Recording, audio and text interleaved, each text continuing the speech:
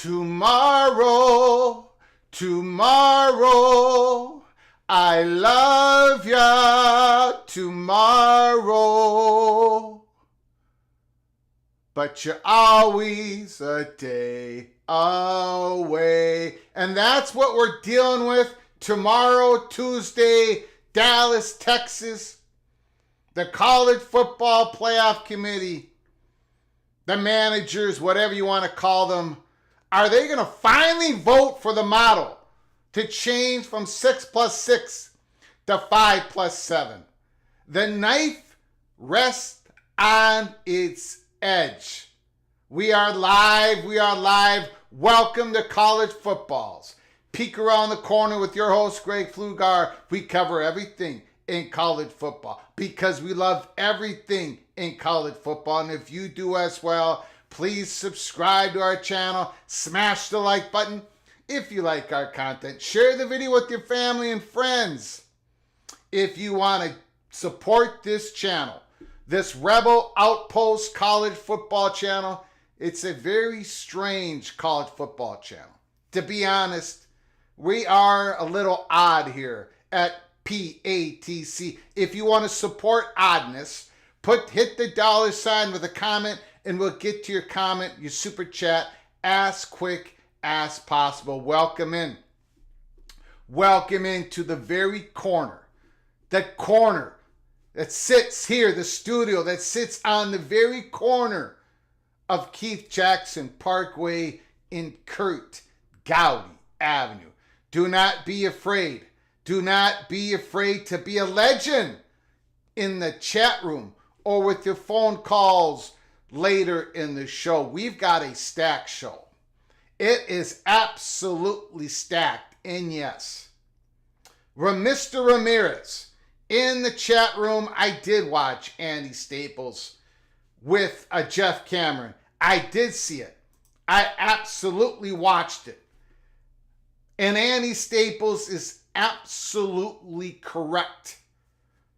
For those out there, now I'm going to give you my very strong held opinion on this. And it is shared by, I'm just going to be blunt, by the industry. By everybody that I've talked to. Friday was a big day. A big, massive day.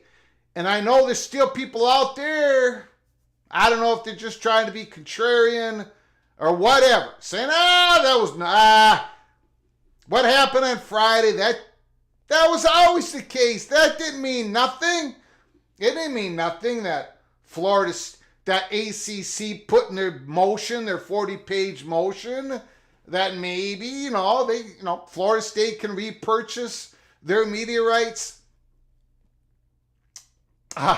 It was massive. The message has been sent. The door is now open for further conference realignment. How long it takes for the action to happen, how long that door will remain open and all those things, well, we're going to be following the story just like we've been doing since December 26, 2022 when it comes to the ACC drama inside the Holy Smokes Theater. Holy smokes, the ACC blinked. We did a live show on this Friday. We're doing one right now. Andy Staples absolutely nailed it. There was nothing in public. Nobody, the ACC did not have to say what they said. No way, no how. They did not have to even invite the possibility of negotiating with Florida State. They didn't even have to bring it up in private, but they brought it up in public. The door is now wide open. Wide open for negotiations. Where that number lies, where it falls, it's going to happen, ladies and gentlemen. I'm not a fortune teller. My crystal ball cracked years and years ago, but we do give you the peek around the corner. The environment is ripe. The environment is ripe. And what makes it ripe? More than anything, the people that we've talked to over the weekend is the ability for ESPN just to say we're declining ACC's distribution rights. We're declining it from 2027 and on. That, you know what? That is turning out to be Florida State's, North Carolina, and Clemson's. That's being turned out to be Florida State's biggest hammer in this whole ordeal. It is the big straw that is stirring the drink. For ESPN, not only does it hurt the grant of rights, but it hurts ACC's negotiation. I gotta believe there are some of those schools in the ACC that are looking probably for Jim Phillips to make the deal. They know what's about to happen. They want to get as much money as possible. They want to secure their future as much as possible. The realignment door is wide open. I'm going to be going through an article, Andy Staples' article, to start the show.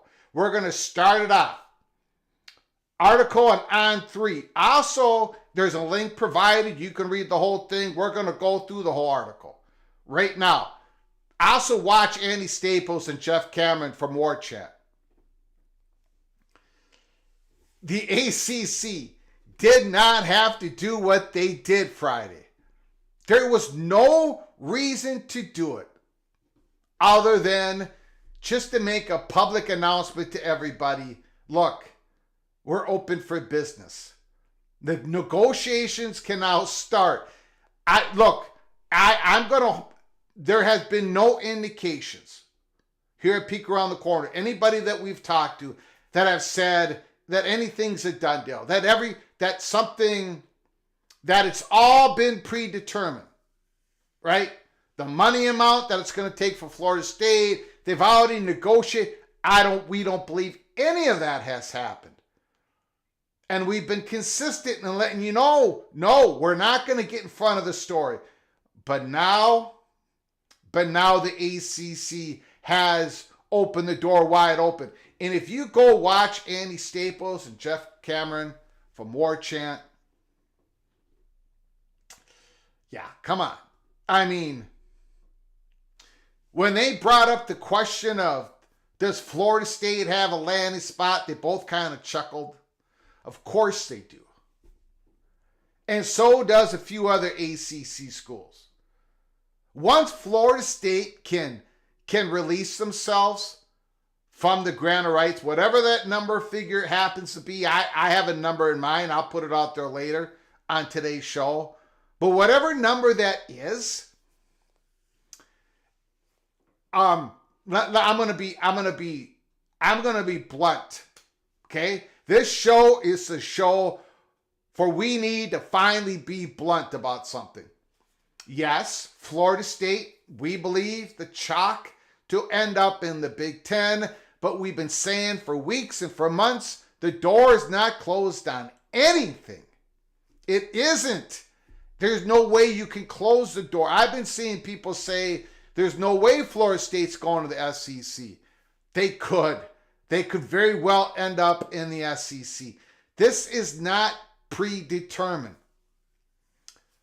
Florida State, if they can release themselves from the grant of rights, and I think it's only a matter of time.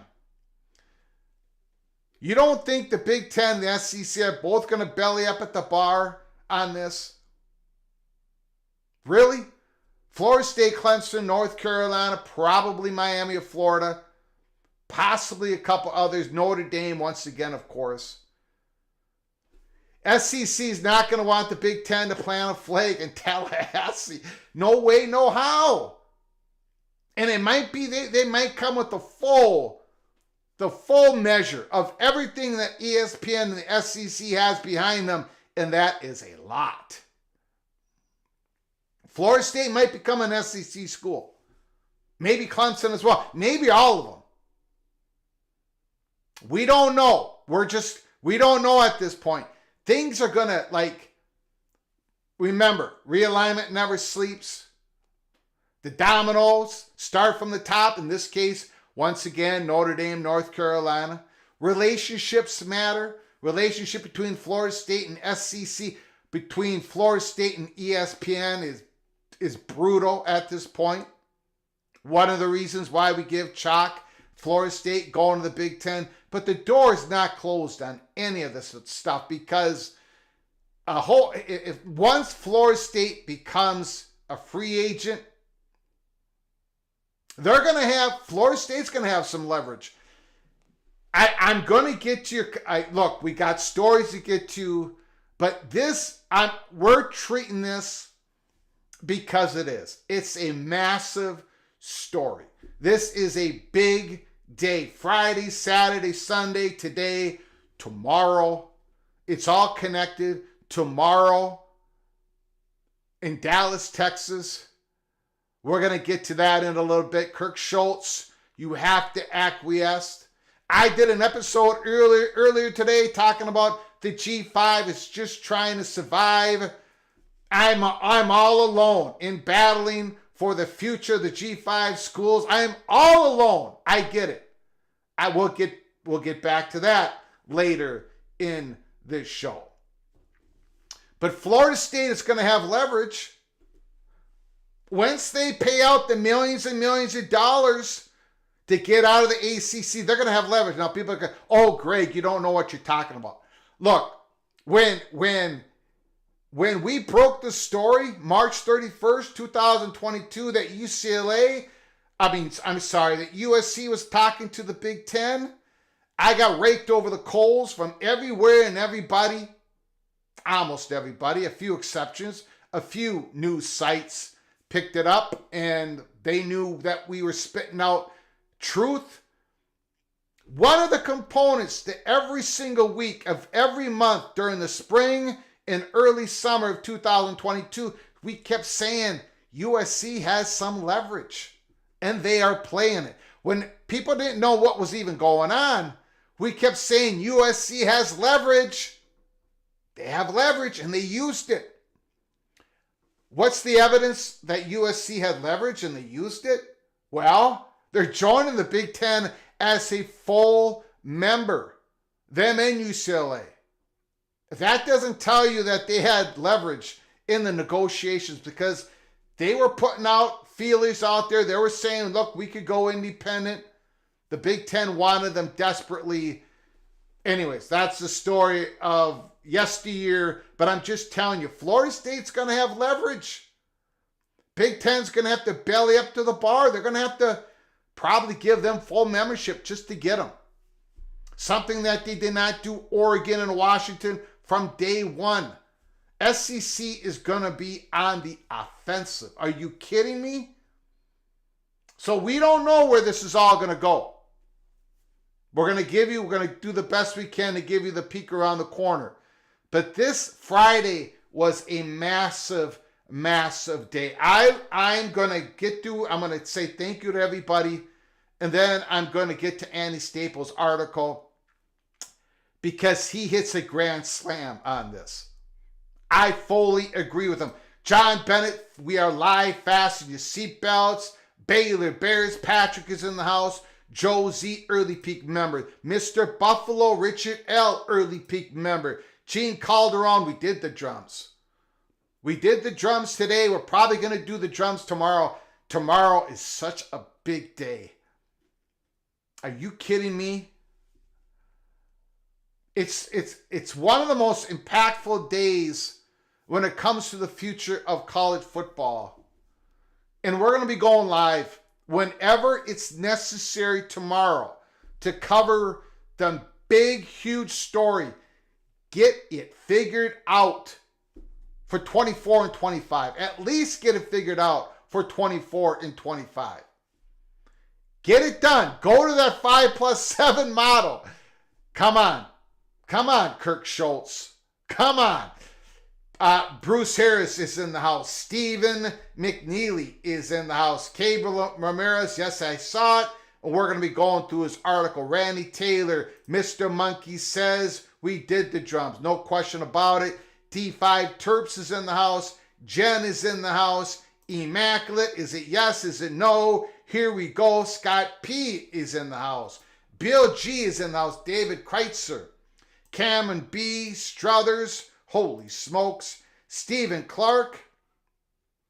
I'm not going to get to everybody. Grateful Trojan is in the house. Jen, I think the Big Ten offers the full share. The SEC doesn't right now. The SEC, according to their new media deal that begins on July 1st of 2024, according to that media deal, according to what we've been told, and I believe it's out there in public. Somebody Google it in the chat room.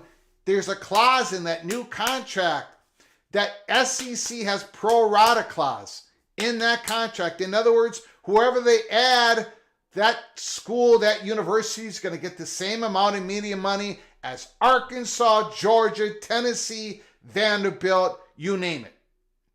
I believe that to be true. Now, that doesn't mean that the SEC can just add anybody and any amount. But when Florida State gets their release,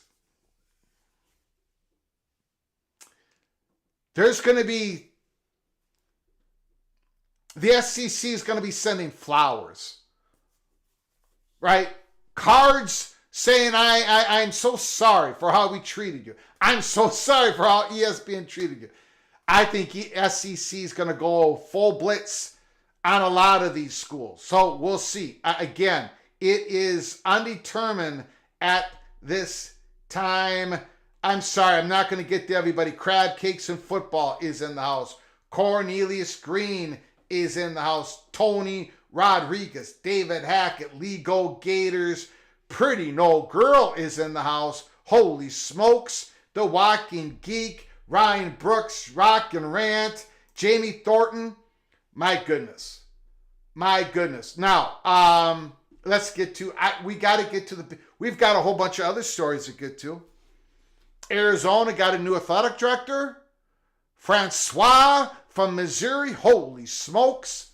We got a lot of stories to get to. We're going to start with, again, thank you all for coming in at the start of our live show here Monday, February 19th.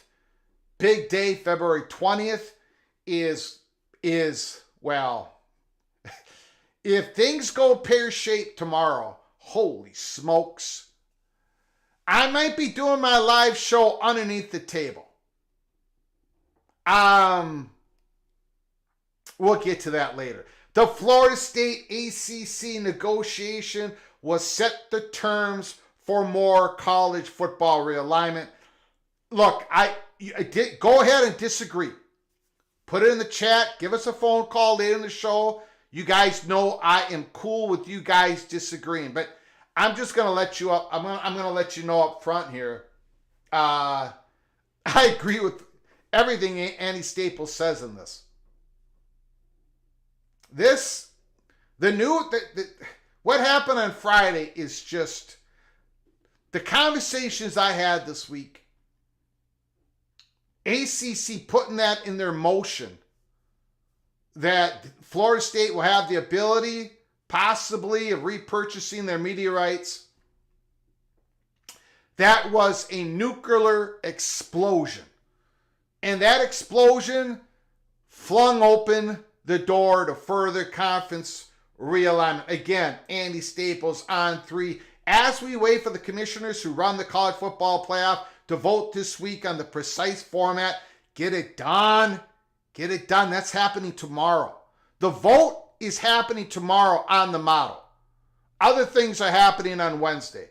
But I've been told it's happening tomorrow. The vote on the structure, it's got to get done. Back to the article. College football playoff to vote this week on the precise format for the first edition of the 12-team tournament. Remember that this version might be a short-term fix. The commissioners seek to reduce by 1 the number of automatic bids because the Pac-12 imploded. But they do this keenly aware of the possibility that this solution might only work for the 2024 season. Why? Why? Because the ACC opened the door Friday afternoon for the next potential round of realignment. And again, I'm going to tell you, you can just roll your eyes. The conversations I've had are all 100% in total agreement with what Andy Staples says in this article. On page 20 of a 40-page filing that asks for dismissal or a stay of Florida State's lawsuit against the conference in Florida's Leon County, the ACC attorney signaled a path to a logical endpoint in a case being litigated in 2 different states. The next move after the endpoint is probably yet another reshuffling that once again will alter our perception of which conferences hold how much power. And again, I think the Big Ten and the SEC are going to go at it like a bunch of crazed dogs, and that puts Florida State, North Carolina, I believe Clemson as well, and Miami of Florida. In some ways, they're going to be in the catbird seat. I think it's going to be a frenzy. The ACC, whether intentionally or not, indicated a willingness to negotiate with Florida State. It raised the possibility that there is yet to be agreed upon dollar amount that would allow the Seminoles to leave the conference. Whether intentionally or not, it had to be intentionally. Indicated a willingness to negotiate with Florida State. I know Andy Staples is leaving the door open to maybe they're so incompetent that they put it. No, this was intentional. This was an intentional fig leaf.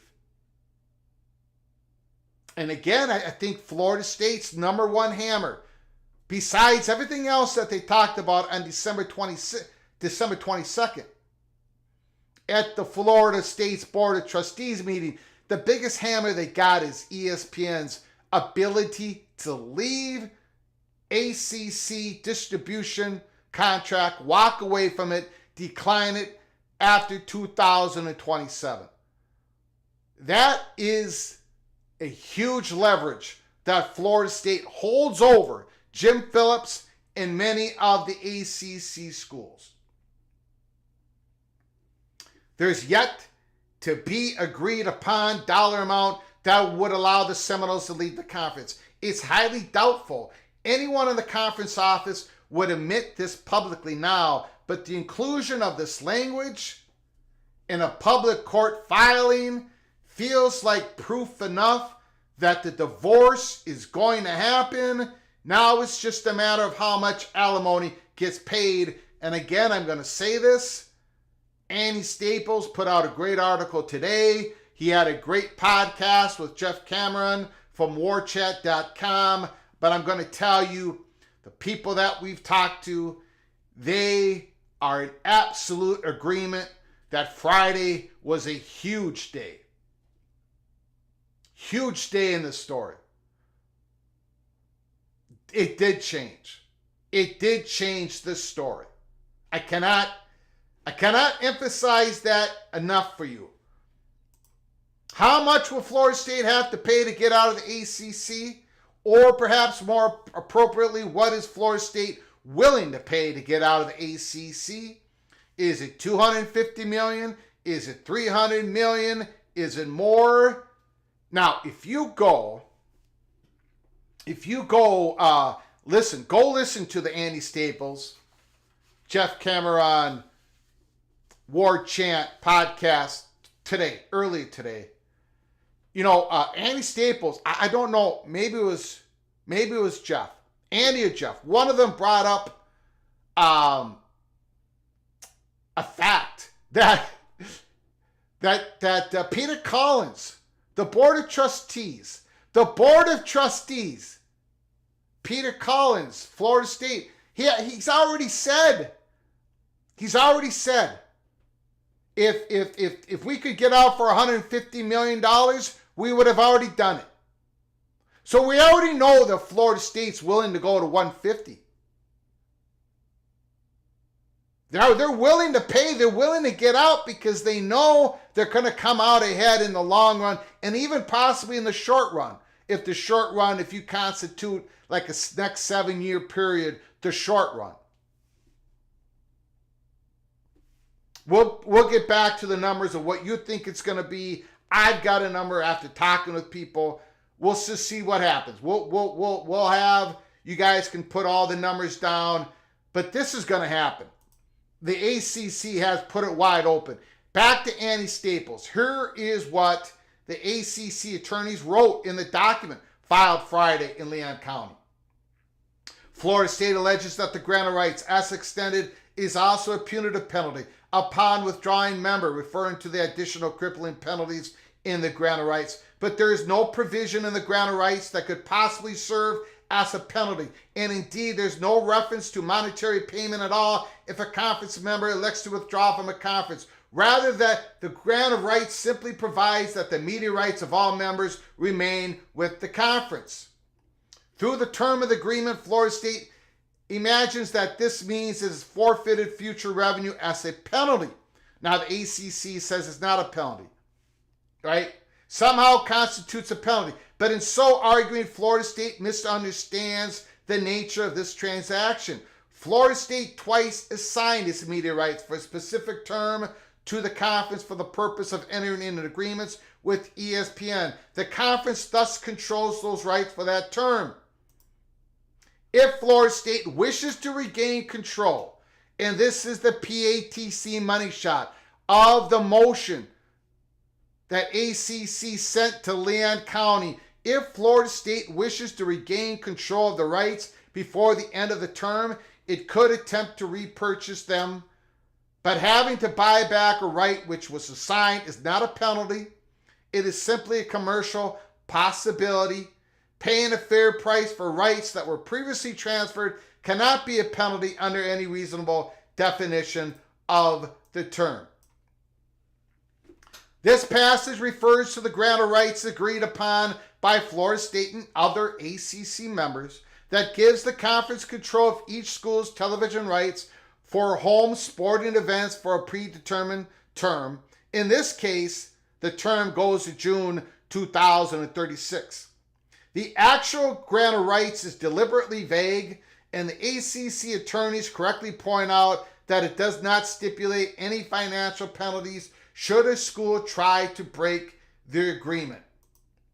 But by saying, again, Annie Staples on 3, but by saying it is simply a commercial possibility that a school could buy back its rights, the ACC's legal team seems to invite a negotiation. And again, I'm going to say this about 10 more times on this live show. Everybody that PATC has talked to over the weekend absolutely agrees. This was put in public for a reason. It wasn't just for Florida State's consumption. It was for the entire ACC consumption. And for ESPN. But by saying it's simply a commercial possibility that a school could buy back its rights, the ACC's legal team seems to invite a negotiation. No one to this point had admitted publicly that the Gore could be bought out, even though everyone suspected it could be. That is PATC money shot number 2 in this article. Nobody has said this in public. In fact, people have said, look, the ACC could possibly not even agree to a buyout of the grant of rights. Nobody at this point had admitted publicly that the Gore could even be bought out. This moves parties closer to the brass tacks discussion of what it might actually cost. That's why Friday was such a big day. And for those who keep believing that Friday was just another day, I don't know what to tell you at this point. Florida State's attorneys estimated the combined cost of paying ACC's exit fee and buying out the Gore would cost $572 million. That was in their lawsuit. That's the ceiling. The lawsuit Florida State filed contends that the withdrawal fee and any penalty requiring the buybacks of the rights would be unenforceable. Now, I'm going to skip down here. Annie Staples says, but while it is the floor in the ACC's worst case scenario, it's not really the floor in negotiation. That number is likely somewhere around $150 million.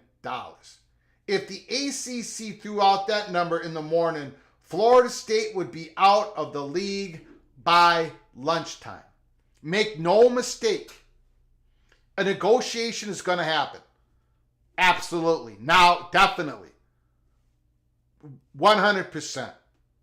The potential outcomes at trial are a disaster for Florida State or the ACC. And this is what Andy Staples covered with Jeff Cameron from War Chant. The extremes, what could happen to Florida State, what could happen to the ACC?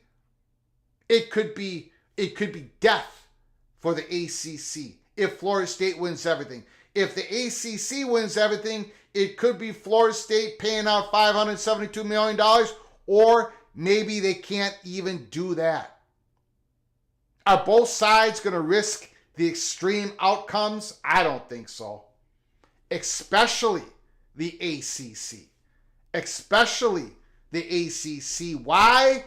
Because ESPN can pull out after 2027. That is the hammer that the Seminoles have. Back to the article. Should Florida State lose, it could be stuck in the ACC no matter how much it's willing to pay. Should the ACC lose, Florida State, Clemson, North Carolina, Miami, and any other school that wants to leave could walk out scot-free. The ACC can't afford that to happen. And they're not going to have that happen. They're not. The number will likely land somewhere near the middle of the 150 million floor and that 572 million ceiling. Then Florida State will pay. And while neither the Big Ten nor the SEC have expressed any public interest in the Seminoles, it seems highly likely one or both, and PAT believes it's going to be both. Both leagues would then try to scoop up Florida State as well as the other desirable properties that choose to buy their way out once Florida State breaks the seal.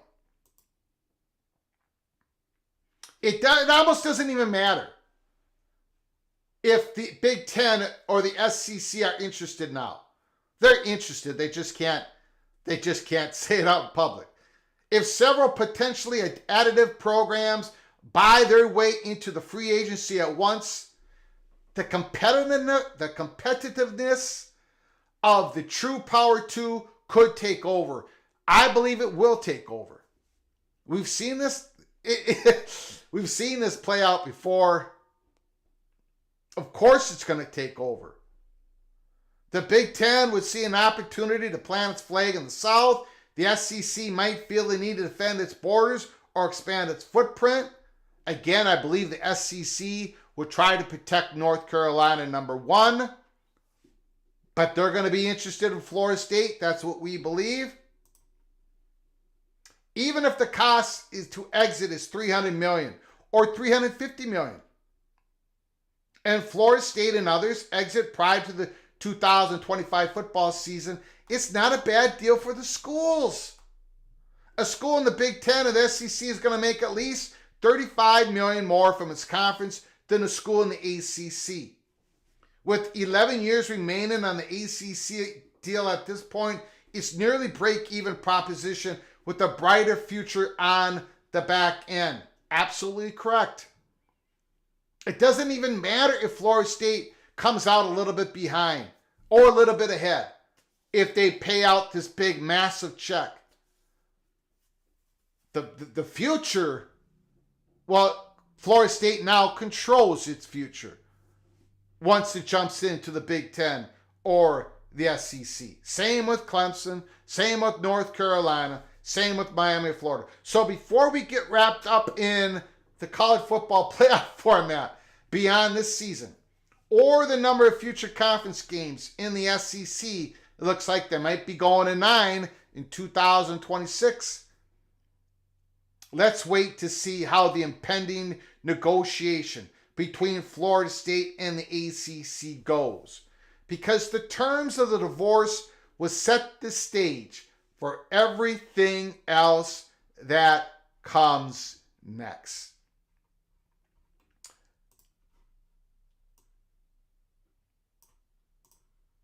Oh my God! Oh my God! Annie Staples hits it out of the park. Friday was a massive day. It opened the door. Everybody now knows it's open for future conference realignment.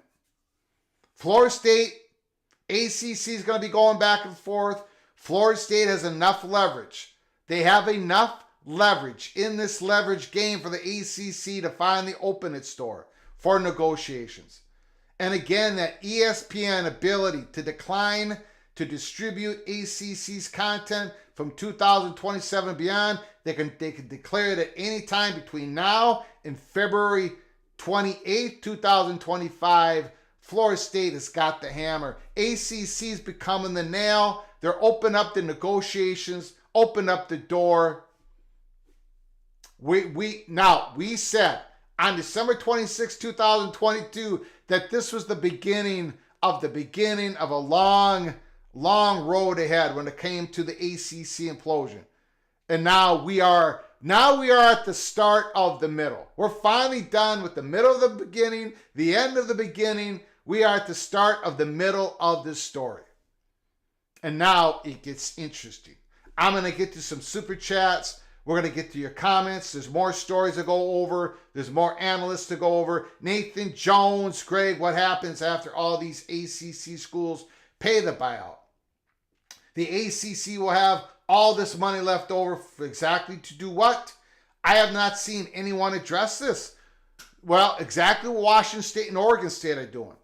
What they're going to try to do, they're going to try to rebuild the Pac-12. They're going to use that money to try to rebuild the Pac-12.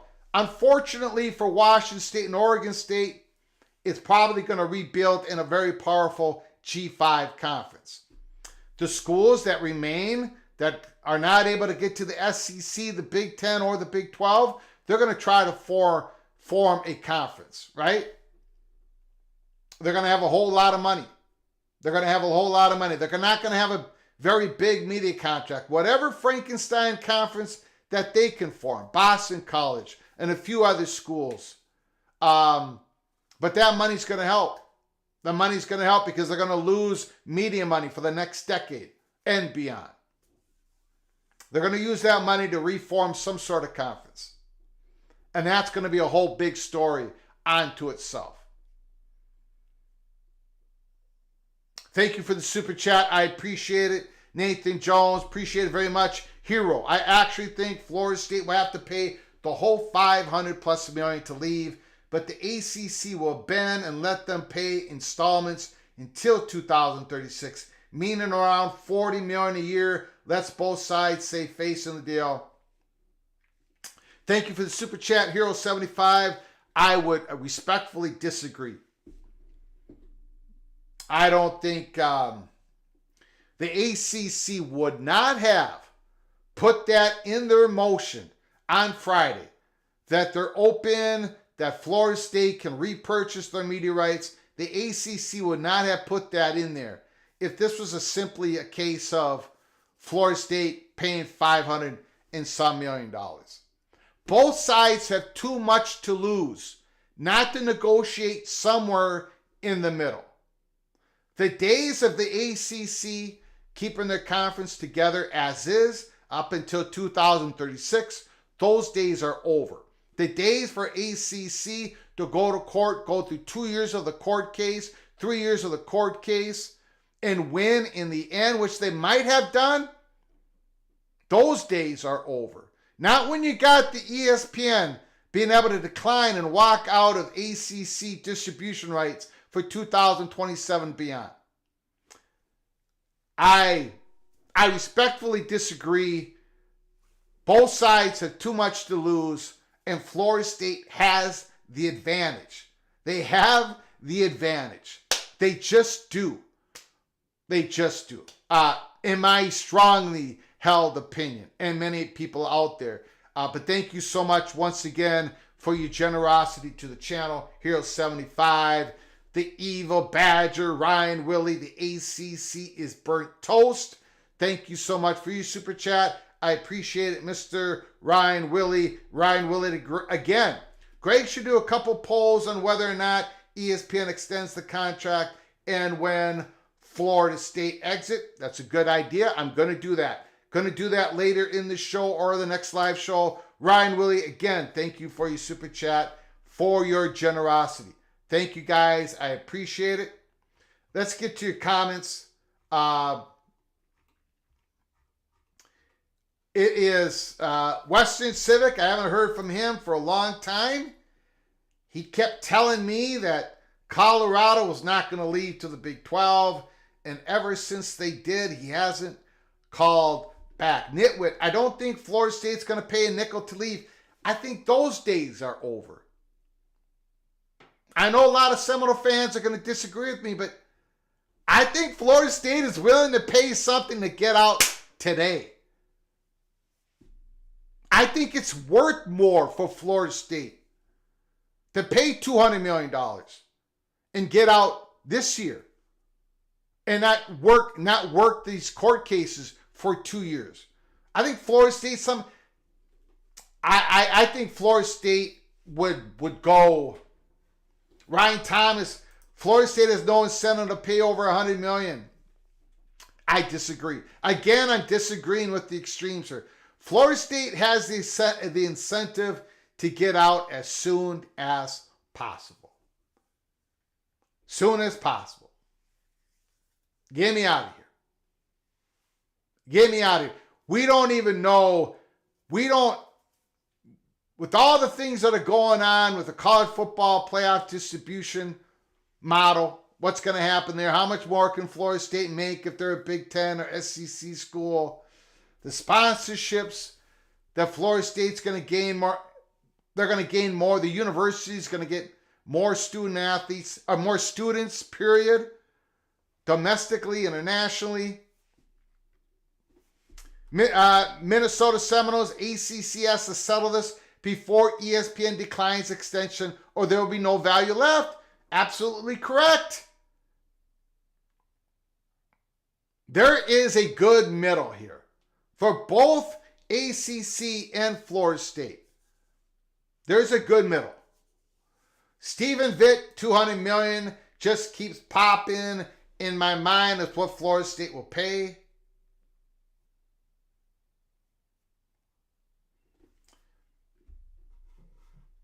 Jamie Thornton, ACC now has to know that it's over. ESPN is not going to renew. Buckeye insiders sure think Florida State's going to the Big Ten.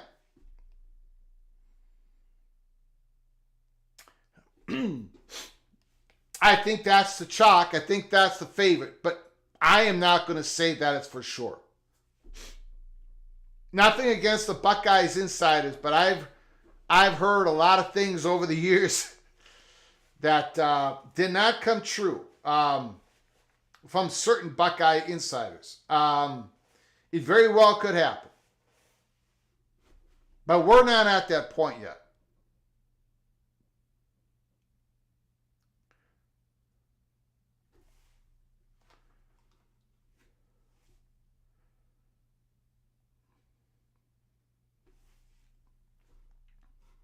King Spleen, do you know if ESPN has responded to the court's request to have the ACC ESPN media contract considered confidential? I do not know if they've responded. I do not know. Good question.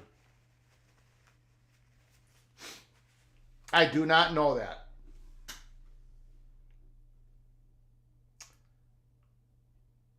But Friday was a massive day. Now, we'll get back to this. We got to get to, I haven't talked about it yet. This broke on Sunday. College football playoff has not yet agreed to a new TV contract, according to the commissioner of the College Football Playoff Management Committee. We know when this was reported that there was a deal set for $1.3 billion, that it was not official yet, right? This sounds like it maybe it's more than that. Maybe it's a little bit more than that. Maybe there is still consternation. We still don't, well, tomorrow we better find out about the playoff structure. And then they got to work on 2026, what it's going to look like. So how do you know how much a TV contract's going to be when you don't really know what the structure is going to be for 2026 and beyond? The college football playoff has not agreed to a new television contract, according to at least one member of the College Football Playoff Management Committee. In a memo sent to his league administrators, MAC Commissioner John Steinbrecher described reports of the college football playoff agreeing to or having concluded an extension of the media rights deal with ESPN as incorrect. In fact, Steinbrecher, the longest serving member of the 11-person management committee, who often chairs the committee's meetings, told administrators that commissioners and their corresponding presidents on the CFP board of managers have not reviewed a draft of a potential new deal. Yahoo Sports obtained a copy of the email through the open records request. Several news outlets are reporting that a new 6-year television deal has been concluded for the college football playoff, Steinbrecher wrote in an email dated February 13th. Be advised, these reports are incorrect. Neither the management committee, the commissioners, nor the board of managers, the presidents, have reviewed a draft agreement, nor has any vote been taken. So we might be this $1.3 million for 6 years, all of it being on ESPN, ESPN being able to sub-license some of the playoff games, the content. You know, maybe it's more than just, it's not official yet. Maybe there is still more muckiness in the negotiations.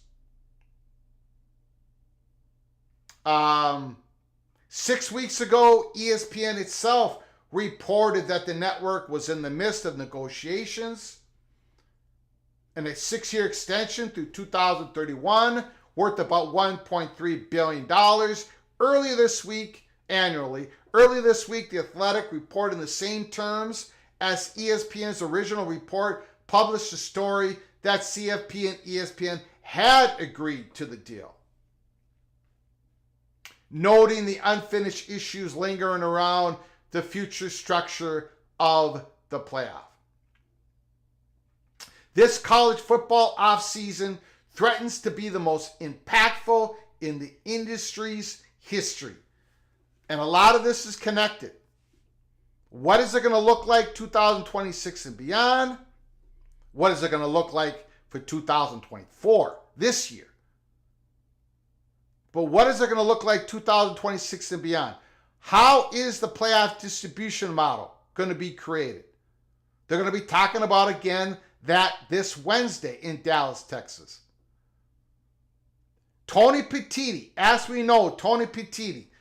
Before I get to Tony Petitti, there's not much left down here. This is John Steinbrecker's email that he sent that was part of the FOIA that was captured by Yahoo Sports. Tony Petitti has been having, I don't know how they described it, informal talks, discussions with the commissioners, saying that, maybe we should go to 16 teams. Maybe we should do that. And maybe there should be more than one automatic qualifier for the big conferences. Maybe both teams that go to the conference championship game are going to be automatically in the SEC, the Big Ten, if they go to 16 teams. They're putting a lot of this stuff is starting to percolate now, and it's all connected. I think the SEC and the Big Ten, I think they have this belief that both conferences are going to expand before the 2026 season. I think the Big 12, Brett Yormark, has this belief that the Big 12 is going to have a very great opportunity to expand with members that create more value to the Big 12 by 2026. Maybe, just maybe, they're going to have a clause in all this stuff that they're trying to get done this week to say if something, hey, we should have the ability to flip the switch, expand this to 16 teams, and then automatically have, I don't know, maybe 2 automatic qualifiers from the Big Ten, the SEC, the Big 12. And of course, before I get to your comments and phone calls, of course, Peek Around the Corner once again is getting hammered in the comments section from my last video this morning, and that's okay. Again, I want, and I believe it's going to happen. As naive, you can call me naive, call me stupid, call me whatever.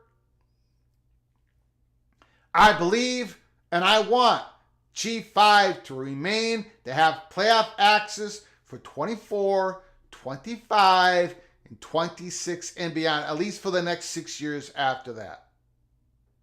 Because I think I don't really have to go through it anymore than I have before, because it's going to help all these universities, front porch of these universities, the athletic departments.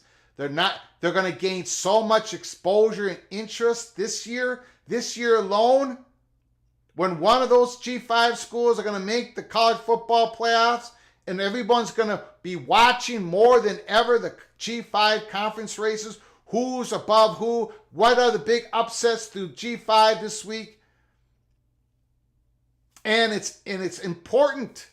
It's important for a healthy G5 schools, football programs, because yes, they do do develop somewhat into the farm system of the Power 5 schools, Power 4 schools. These student athletes, if they become really good in the G5, they can go in the portal, they can have better opportunities at the lower tier Power 4 schools, the middle tier Power 4 schools, the highest tier of the Power 4 schools.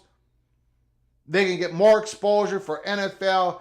I think college football would be more healthy if the G5 don't get left outside of the playoffs. And I'm going to say this.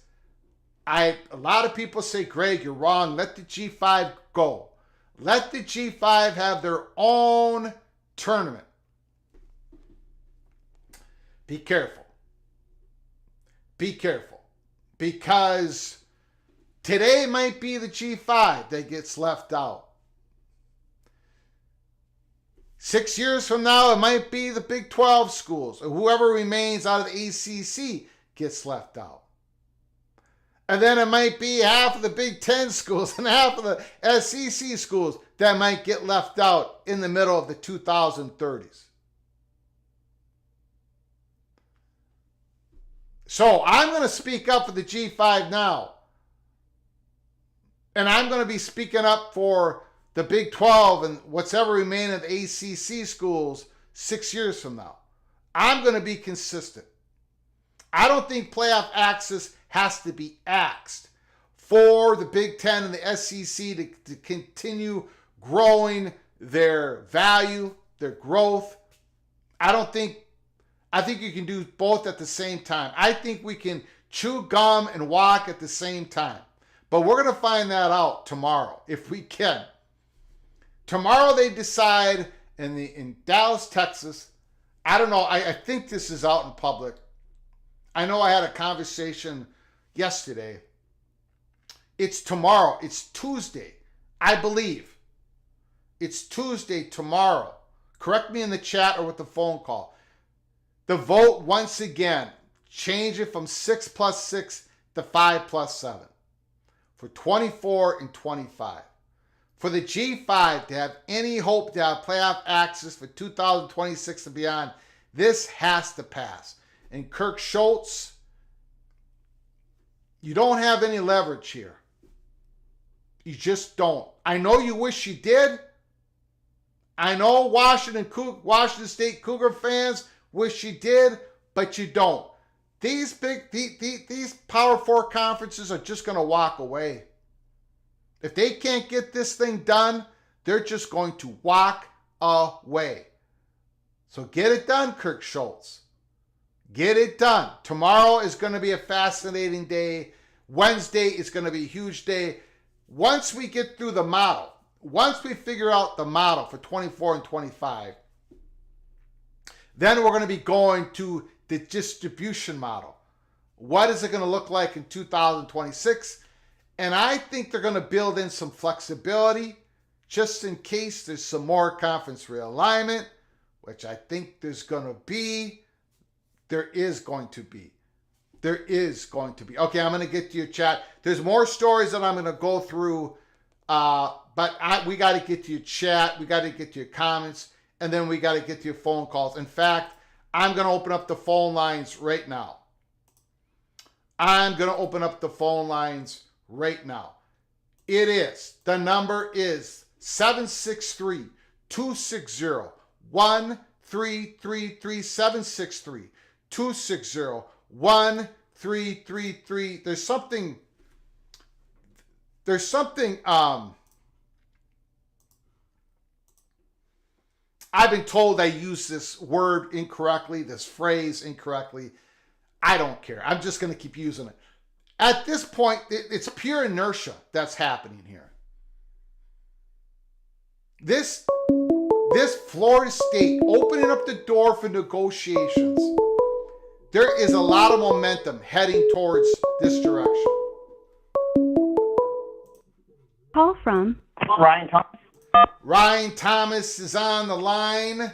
The floor is yours, sir. What do you think? What's going on? Well, Greg, I mean, I've heard you guys have had a pretty warm winter in Minnesota. Did the Godfather not see a shadow? I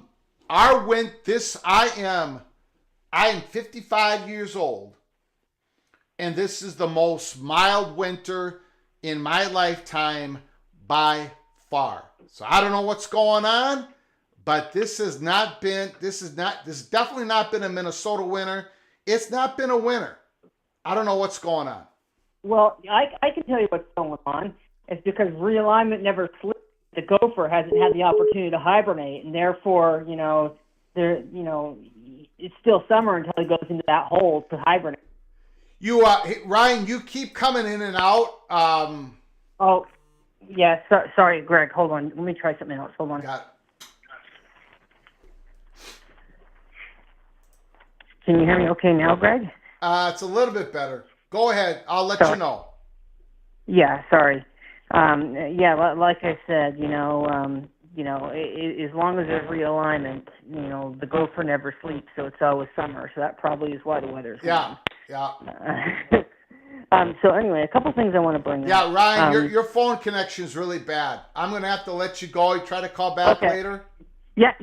Will do. Sorry about that. All right. Sorry about that, Ryan. The phone is just not... hopefully it's nothing on my end here.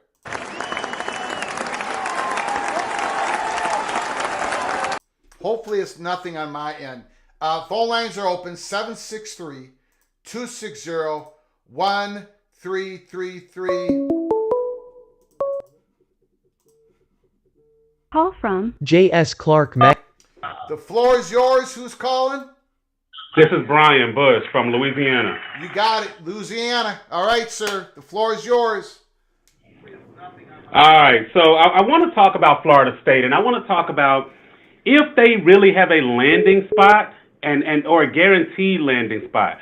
I just seem to think that, that they are biting off a little more that they can chew, because with all of the money, well, I guess I have two things. First off, do they have a landing spot?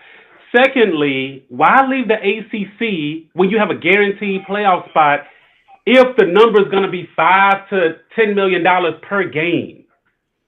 Yeah, it's they want to leave the ACC the same reason Texas and Oklahoma left the Big 12.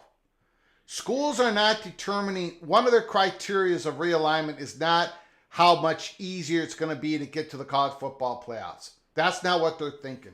They're thinking revenues. They're thinking paying bills. They're thinking about growing facilities. They're thinking about growing their brand. They're thinking about getting more students in their schools domestically and internationally. So to jump from the SEC doesn't make it easier for Florida State to win a conference championship, but that's not the reason why for realignment. You're trying to improve your front porch of your university, and they would do so going into the SEC. So, but what happens in the event that neither extends that invite? Now you have to look at independent, now possibly Big 12. Because when you look at the metrics of it, Greg, when you look at the Big 10 and who they would invite. First off, they're waiting on Notre Dame. Yes. Secondly, that would push them to 19. Would Florida State be guaranteed that 20th spot? I mean, when you also have North Carolina, Virginia out there. North Carolina brings in the whole Raleigh-Charlotte thing when you're talking about money and sponsors and advertisement. Florida is a big state, but University of Florida kind of controls the state when it comes to money and prestige and power within a Power 2. And then, with the SEC, I think it's been said that they want North Carolina, Virginia. Florida State's not on their radar. Yes, so sir. Who's to say that Florida State is guaranteed to go to the Big Ten? This is a great call. What's your name again, sir? Brian, please call again. Fantastic call. There is no guarantee, Brian. You're absolutely correct. There's no guarantee. I don't think so. So let's just say we're just pretending, you and me, Brian. Okay. Uh-huh. Let's just say there is negotiations, and let's just say it's $250 million. Okay, $250 million. Well, Florida State is not going to. Now they've agreed with that number, but they're not going to write their first check to the ACC on that $250 million that they owe until they do get that landing spot, right? So now they go in negotiations with the SEC and the Big Ten. So the risk of that, paying out that money and not having a landing spot, I don't think that's going to happen. I think they get the landing spot, they get the invitation, it becomes official, and then they write that first check to the So what ACC. you're saying is it's possible that they could extend themselves out before leaving the ACC, and if it doesn't get there, they could possibly stay. Yeah. Now, I think so, absolutely. But I really do believe they'll have a landing spot. I from everybody that I've talked with, Brian, there is going to be, SEC is going to be trying to play defense. The Big Ten has wanted to get to the Southeast forever. In fact, it's one of the reasons why internally, and we reported on this for months, internally, they had to go and grab Washington and Oregon if they were able to get the opportunity to do so before they went east, because internally they needed enough Big Ten votes to go to the Southeast. It's kind of complicated. There were schools in the Big Ten that wanted them to go west one more time before they went to the Southeast. Because they did that, internally the Big Ten and Fox, there is a consensus that they're going to the Southeast. But Brian, you're correct. In my opinion, my strongly held opinion on this, Notre Dame and North Carolina are two bigger dominoes for the Big Ten than Florida State. Right, and I agree with that. Yeah. Those two schools are huge pieces, and I'm still of the thinking that markets matter. A lot of people saying, oh, markets don't matter anymore, brands matter. But when you look at Charlotte and the amount of, that's the banking capital, one of the banking capitals. When you look at Charlotte, when you look at Texas with Austin, when you look at Oregon and Nike and Portland, that whole little area, I seem to think that when you're around a larger market, that means more money. When you look at even with University of Florida, they're near Orlando, steps away from Orlando. When you look at places like LSU, steps away from New Orleans, or, places like Texas A&M, steps away from Houston, that's big money. When you talk about Florida State, you're kind of away from a big market. Tallahassee's a nice size market, but it's not Atlanta. Yeah, I agree with you, Brian.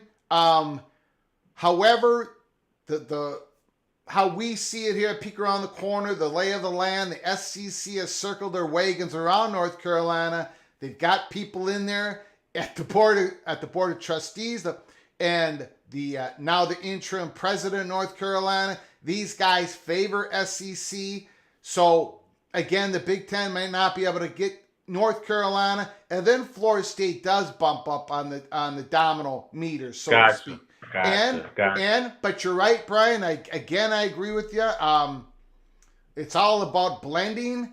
If Notre Dame, if they don't get themselves available to the Big Ten, and we got to talk about Notre Dame for tomorrow and Wednesday. Notre Dame they're going to be watching very closely what happens tomorrow and Wednesday. But anyways, if Notre Dame doesn't become available, then that's, a Tallahassee in the market of Miami.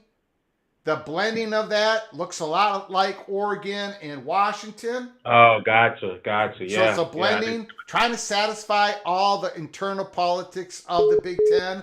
That blending could probably work. But yeah, great comments, great call, Brian. I appreciate it, man. Thank you, sir. And I just have one more question, and I want to get your thoughts on it, and I'll hang up and listen. Yep. Kansas. How much, Kansas it's right there near Kansas City, big basketball brand new upgrades on the stadium that look like they're pushing a lot of money into athletics. How big do you think that could be? I mean, the SEC took Missouri. Yeah. How big do you think that could be on the scale of some of these larger brands with coming in, especially with basketball and North Carolina, things like that, or partnering with somebody like that? How big do you think Kansas could be next for either one of the Power Two? Yeah, I don't think Kansas is in the game to become SEC 17th, 18th, 19th, or 20th. And I don't think they're in the game to become Big Ten's 19th or 20th. But beyond that, I think they get into the conversation. I think they keep doing what they're doing. You're exactly right. They're redoing that stadium. They're putting a lot of money in that market for basketball. That Big 12 tournament is big when Kansas holds it. That whole market down there, they have a lot of value, no question about it. I don't think they're in the conversation this wave just yet. Yeah. Got it. Yeah. Well, thanks, Greg. I appreciate you for taking my call. I'll become a super chat, man. Beautiful. Thank you, Brian. Appreciate it. Call again. Yes, sir. Bye-bye. Beautiful.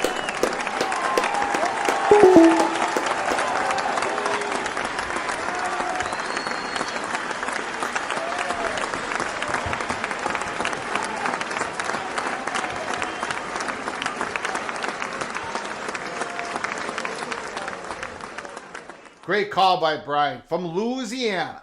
I know there's some talks about, I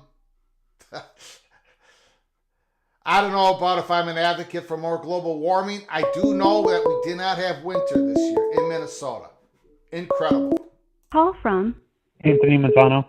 Anthony, thanks for calling again, sir. Appreciate it. The floor is yours. Greg, I actually disagree with Brian because I live pretty close to where Tallahassee is. They do have a big market, a television market. They cover the whole west coast of Florida. They cover from Tampa all the way down to Fort Myers. So they have all those TV markets in terms of viewership and stuff like that. So they do have a big TV market because they cover Tampa, St. Petersburg, Clearwater, Sarasota, Bradenton, Fort Myers, Naples, Cape Coral, and Marco Island. They cover that whole area right there. So they do have. So I disagree with Brian. They do have a big market near them. It's just that I agree that it's not close enough, but they still have a big market where they basically cover the whole west coast of Florida. The majority of where I live around me is all Florida State fans. Everybody's Florida or Florida State fans. So I disagree with Brian in a sense that they don't have a big TV market, but I agree with him that they're not close enough to Tampa, but they do have a big TV market. They cover the whole west coast of Florida basically, and what is it called? Certain parts. I think there's certain parts of like Georgia and that were Florida State fans before they were Georgia fans and stuff. Like I think Augusta, that whole area, Savannah, are all Florida State fans, and some parts of Alabama. The Gulf Coast of Florida and those states above them on the border, the majority of those people are Florida State. So they have big markets next to them. I see where Brian's line of thinking is, and I asked a question in the chat. I wasn't sure if you were able to answer it, but do you think with the AG and the lawyers of Florida State being able to find that the grant of rights was fraudulent, that the SEC, the previous guy, because he was doing a sweetheart deal with his son, that they can actually just get out without paying anything in the first place? Well, first of all, the Florida State Seminoles have a massive fan base, and their fan base has extreme intensity, right? They buy tickets, they buy T-shirts, they're donating to the university. Florida State is a huge value add. We've been saying that since day one. We are not the Monty show here that dogged Florida State's value for over a year. So Florida State's value is large enough, big enough, great enough that there is going to be a feeding frenzy for Florida State. That's why we don't think any door is shut on Florida State. It isn't our held opinion here at Peek Around the Corner. But technically, their media market isn't as big as like a Miami. It's not going to be as big as, North Carolina's getting a lot of credit for the state of North Carolina. They're just for the national advertisers, Tallahassee. Yeah, there's big population, of course, and there's Florida State fans everywhere. But there's a difference between media market and fan base. Again, for example. Okay, so you're saying but won't there? That's the question. You're saying the media market in Tallahassee specifically is not that big, but wouldn't they absorb the Tampa media market, all the west coast of Florida, like I was saying? Yeah. And stuff like that. Okay. It doesn't really, we're splitting hairs. It's not here. like, no, because you guys said Florida absorbs Orlando and stuff like that, and all those areas around there. Why can't Florida State do that with Tampa? Well, Orlando, the University of Florida is no longer the number one team brand in the city of Orlando. That's UCF's country now. So they've lost part of that because of UCF. Again, you're misconstruing where all the Florida State fans are versus the media market size, which a Fox Sports and ESPN looks at. As part of their criteria. Look, we believe here at Peek Around the Corner that Florida State is above Miami, Florida in the pecking order when it comes to SECs and Big Ten interests. And Miami has a lot bigger market. So the market size is just one criteria in talking about all this. But I'm just giving you the facts. Tallahassee is not, there's a lot of markets bigger than Tallahassee. Florida State, if they go to the Big Ten, it's because of their incredible brand, their fan base, their growing research institution that Florida State has. I see comments in the comments section talking about Florida State not being AAU. It doesn't matter that they're not AAU. Oklahoma, if Oklahoma and Texas would have called Kevin Warren at the time, Big Ten would have taken both Texas and Oklahoma.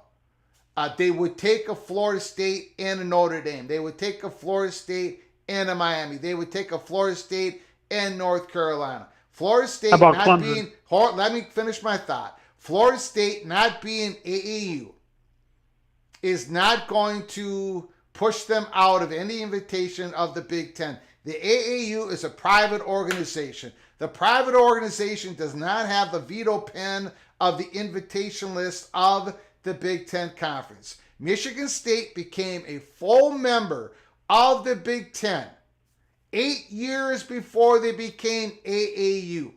University of Minnesota pushed. There was a huge battle within the Big Ten. Michigan was pushing Pittsburgh. That was AAU at the time. Minnesota was pushing Michigan State. That wasn't AAU. And Michigan State won the day.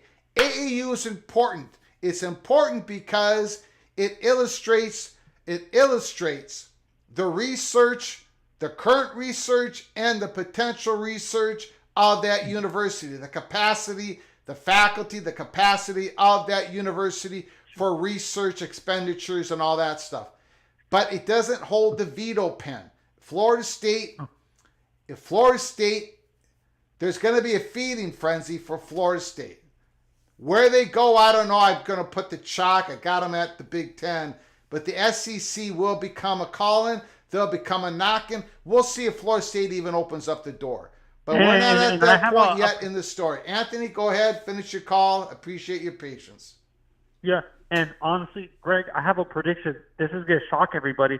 Let's say the Big Ten, or let's say hypothetically the Big Ten and the SEC stop expanding right now.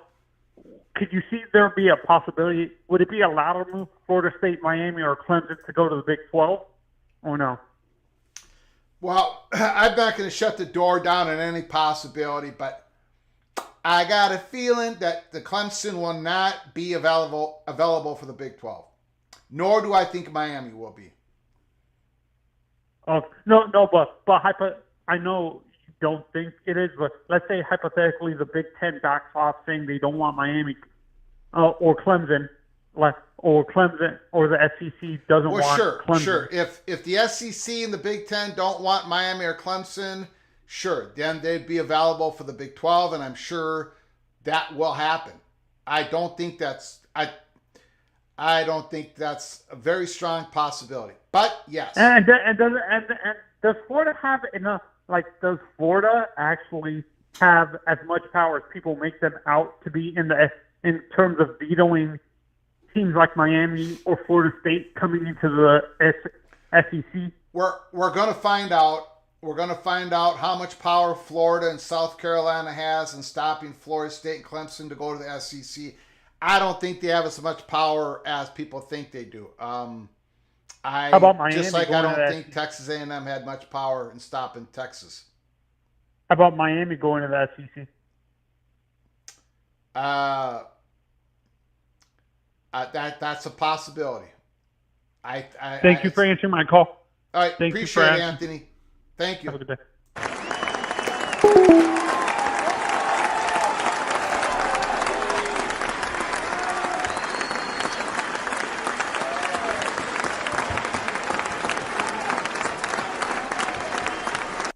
Again, Illini Ted, not wanting to be offensive, but I don't think Florida State is paying all that money to get into the Big 12. I don't think any money is going to exchange hands. I don't think Florida State, Clemson, North Carolina, I don't care what school it is, they're not going to be starting to pay these installment checks, writing these checks to the ACC until they have a landing spot, until they know how much money they're going to get. I think they're going to negotiate a deal, but are they going to go through and pay the money for the deal? Call from. Hello. Greg, this is Ryan. Can you hear me better this time? No, it's terrible. It's worse now than ever. Okay, today's not my day. I'll call back another day. All right. What was I saying? No, look. The only money that Florida State is risking right now is the money that they're spending for the lawyers. And I've got news for you on that. On the last live show, we kicked the hornet's nest. And I asked the question, how is Florida State paying for their legal fees? Are they paying it out of their athletic budget, out of the general funds? Is Outside Booster doing it? Is it from a firm, an equity firm? Or are they splitting the legal fees with other schools in the ACC? Like, let's say North Carolina, Clemson, and Florida State are paying the exit fees together. We've got an update on that. Call from. Immaculate. Immaculate, can you hold 1 second? Sure can. We've got it confirmed that Florida State is paying their legal fees alone. They're paying their legal fees out of a fund that they have created. It's not coming directly from the athletic department. They're not getting it from an outside organization, a private equity firm. They're not getting it from the Outside Booster. They're not splitting the fees with Clemson, North Carolina. So they're paying it alone out of a fund that they've created. They're paying all of it. That was the answer. One more thing. Expedition Greg. Holy smokes. Immaculate, give me 1 more second here. Hey, everyone. I believe Florida State will be the next full share Big Ten member, number 19. Early peak member once again. Congratulations, Expedition Greg. Thank you so much once again for the membership. You are Cloak and Dagger Knight. Appreciate it very much, Immaculate. Thank you for your patience, Mr. Hawkeye. The floor is yours. There's a lot of things going on, Immaculate. There's going to be a lot of things going on Tuesday. There's going to be a lot of things going on Wednesday. Buckle up. Brace for impact. What do you think's going on, sir? Oh, was that just breaking news? What's breaking news? the Florida State paying their own way thing. I called in right in the middle of that. Oh, no, we On the last live show Friday, we got some information about how possible Florida State is paying their legal fees. Gotcha. And I couldn't get any confirmation on it. And I've been working on that story. So I decided to kick the hornet's nest and put out that question. How are they doing it? And there are certain people that watch this show that people would be surprised that they do. They contacted me and said, Florida State is doing it alone, and they're doing it out of a fund that they created for this. And so I was able to knock down the information that I was given by a source. It's just one of those things that I was poking and prodding and finally got the answer. Not a surprise answer, but I just wanted to confirm it to everybody. Anyways, Immaculate, go ahead. What's going on, sir? Well, first thing, I just touch upon real quick on the CFP meeting that's coming up tomorrow and Sunday. Made a post about this. Most folks probably didn't see it. Just real quick touch on this. They have switched the order. Normally, the way these work, they have 2 days. The first day, the commissioners and the managerial committee meet. They kind of put everything together, try to come to terms together, put a thing to be presented to the board for voting, and then the board meets the next day to vote. This time, it's different. This time, the board is meeting tomorrow, and the commissioners are meeting on Wednesday. So it's opposite. So are they preparing to put together whatever the board, like, are they expecting the board to actually vote, and pass something? So then they're just forming up the next day to then put that together. The commissioners kind of do all the work, right? The presidents come in, all official. Yes. Get presented to, they vote, boom, they're done. They're out. The commissioners do the work. So they're meeting after the vote. I think that's important. We'll find out. Now, can I tell you why that's important? Of course. Now, I'm probably wrong here, okay? Oh. So we're going to need a hot guy to correct the gopher once again. But maybe I'm well biased. For me so far, but maybe I'm biased, Immaculate. Maybe my wanting this to get done is just... It's crowding out my logical side of my brain. My emotional side of my brain is pushing out my logical side of my brain. I believe, Immaculate, that we're going to get a vote tomorrow, and it's going to get done. We're going to go to a 5+7 model. And then on Wednesday, it's going to get really heated. It's going to get really heated on subjects of playoff distribution model and what and playoff access and everything, what it's going to look like for 2026 and beyond. But I think tomorrow we're finally going to get that model changed for 24 and 25. Do you think I'm off my rocker on that? No, because I think Schultz actually came out last week and signaled that was the case, right? Like he said, the 5+7 is good for us. There's little other hiccup that's got to be worked out, but we think we'll be ready to go on that next week. I think the setup of this is the executive director or whoever decides this saying, okay, we're going with that. We're going to put the vote first so that way then commissioners can handle business afterwards. I think this is kind of a call out of that, in an official executive kind of way, not like coming out publicly and saying, okay, if this doesn't happen, then we're going to, do such and such and such and such. But it's kind of a call out in that they've gone off protocol to be ready for that to actually be the case. And so I don't want to come out and be like, yep, it's done deal, because we've seen this happen so many times. Yeah. And I've been burned myself just saying, yeah, I think this is going to pass. So I'm not going to say that. But the field seems to be prepared for that in a way that we haven't seen before. Yes. So it tells me they feel pretty strongly that it's going to pass. We'll see. If it doesn't. Oh, God. Huh? If it does, they're just going to be like, we're done. That's another thing, too. Is actually think the CFP is done by 2026. I think these folks are done with this. Like Well, this is NCAA like. That's not against Oregon State and Washington State for what they're doing. I believe that they're doing what's in their best interest. yeah. It's just we're seeing this and going, it's just getting a little complicated. If this model passes tomorrow, Tuesday, Dallas, Texas, if we go from a 6+6 to 5+7, I'm not going to be singing "Happy Days Are Here Again." No. I'm not going down that road yet, because I think Wednesday is the real fireworks. The fireworks shouldn't happen tomorrow. I'm scared that they're going to, but tomorrow should be all buttoned up, like what you're alluding to, Immaculate. Yeah.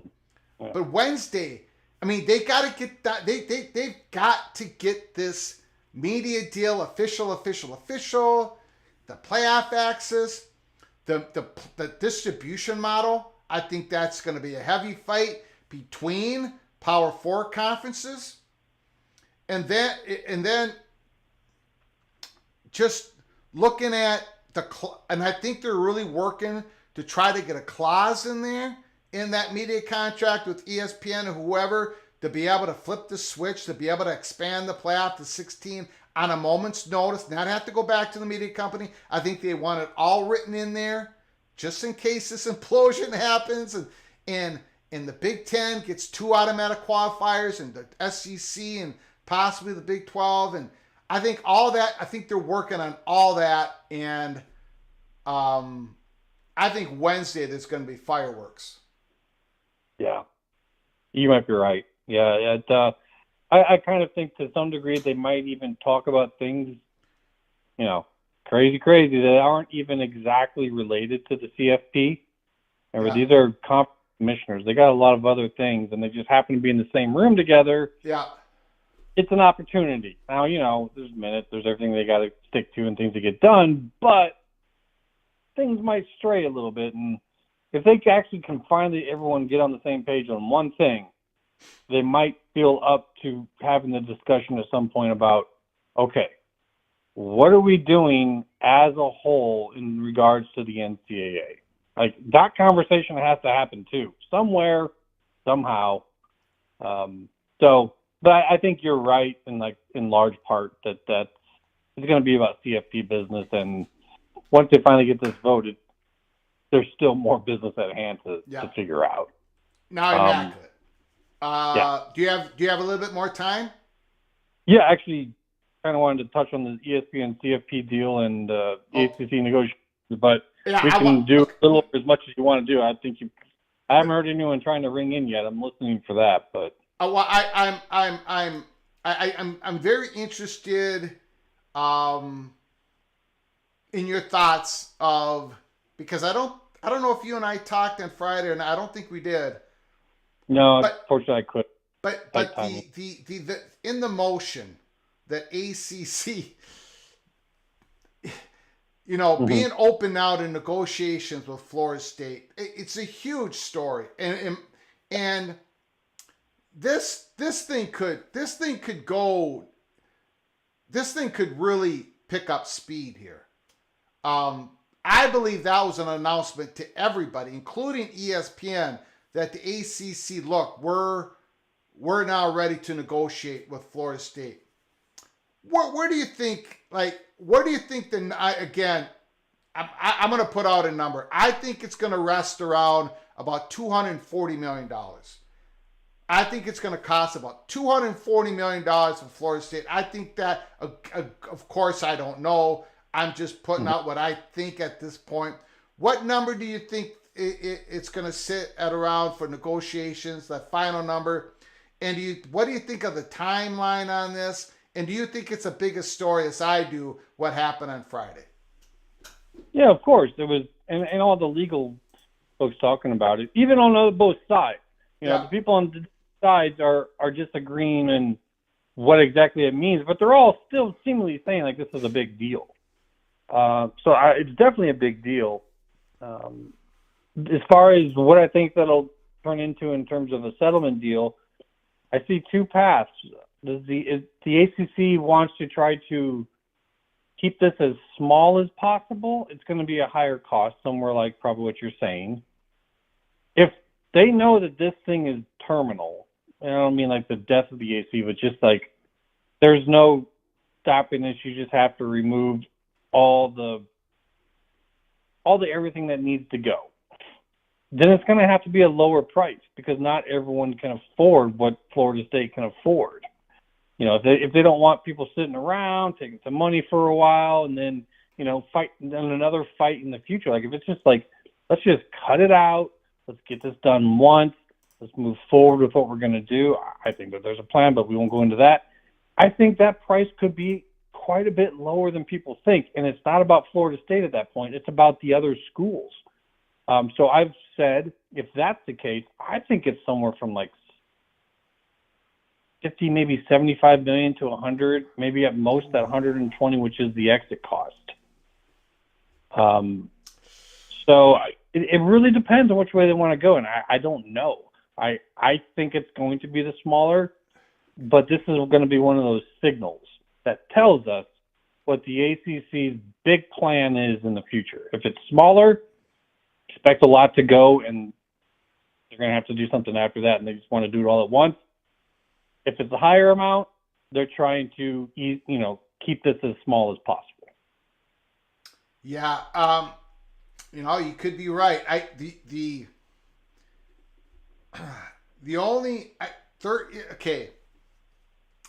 believe, and now maybe I'm just being a sucker. Okay, maybe I'm just a bad negotiator. But if I'm Florida State, speed, getting out as early as possible with certainty. I'm willing to spend premium on that. If Sure. I know I can get out before the 2025 football season, I'm out the door. Regardless of whatever's happening going on around me, I'm out by 2025. It's going to cost me $240 million. I'm paying that premium. I'm out the door. I agree. So, again, now the ACC, the problem with their whole negotiations, one of the many problems is ESPN is sitting there. They could pull the rug out under them at any time and say, look, we're not going to extend our distribution rights with you guys after 2027 season. And that would cave ACC's ability, to have any leverage at all. But we'll see. I don't know. That's the number nobody knows. I've talked to a lot of people, and they all got a different number. So, Mm-hmm. Yeah. Yeah. I think that what I was saying has actually very little to do with Florida State, because I think you're right. I think Florida State, they're prepared to take a bigger number. Others are not. So I think Florida State, if that's what comes across from the ACC, Florida State will be like, yeah, that's fine. Let's do it. But that's where the ACC needs to be careful. It's like, what are they doing? What is their future plan? If there's going to be departures, me personally, I just want to get it done and over with, get all the schools that are going to leave signed on at a certain payout to leave. That means the schools that are left after that are the only ones that are going to have be part of the deal of receiving that money. Yeah. So that way they can get it all done before they start adding more schools. If you start doing it piecemeal, new schools that you add might be getting money from other schools that are going to be leaving in the future. If I'm one of the schools left behind, I would just be like, just get them out, get them all at like $100 million or so. If that's 10 schools, that's $1 billion that we get to split between the rest of us. Yeah. And no other new future ads get any piece of that, because that all gets figured out that day, at that time, because it's going to be overtime payments. So like I said, there's two paths, and the ACC can pick one. I think FSU, Florida State's prepared for either one. So it actually, that's not for them to even figure out. The rest of the ACC needs to figure out what they want to do. Yeah. Yeah. Yeah, that's That's pretty much it, though, man. Like I said, All right. I think we got a lot coming at us here in a very short amount of time. Yes. So we'll see, yes. but Tomorrow, Tuesday, Wednesday are going to be massive days. So thank you, Immaculate. Appreciate the phone call, sir. absolutely. We'll talk to you later. Yep. Beautiful. Wow.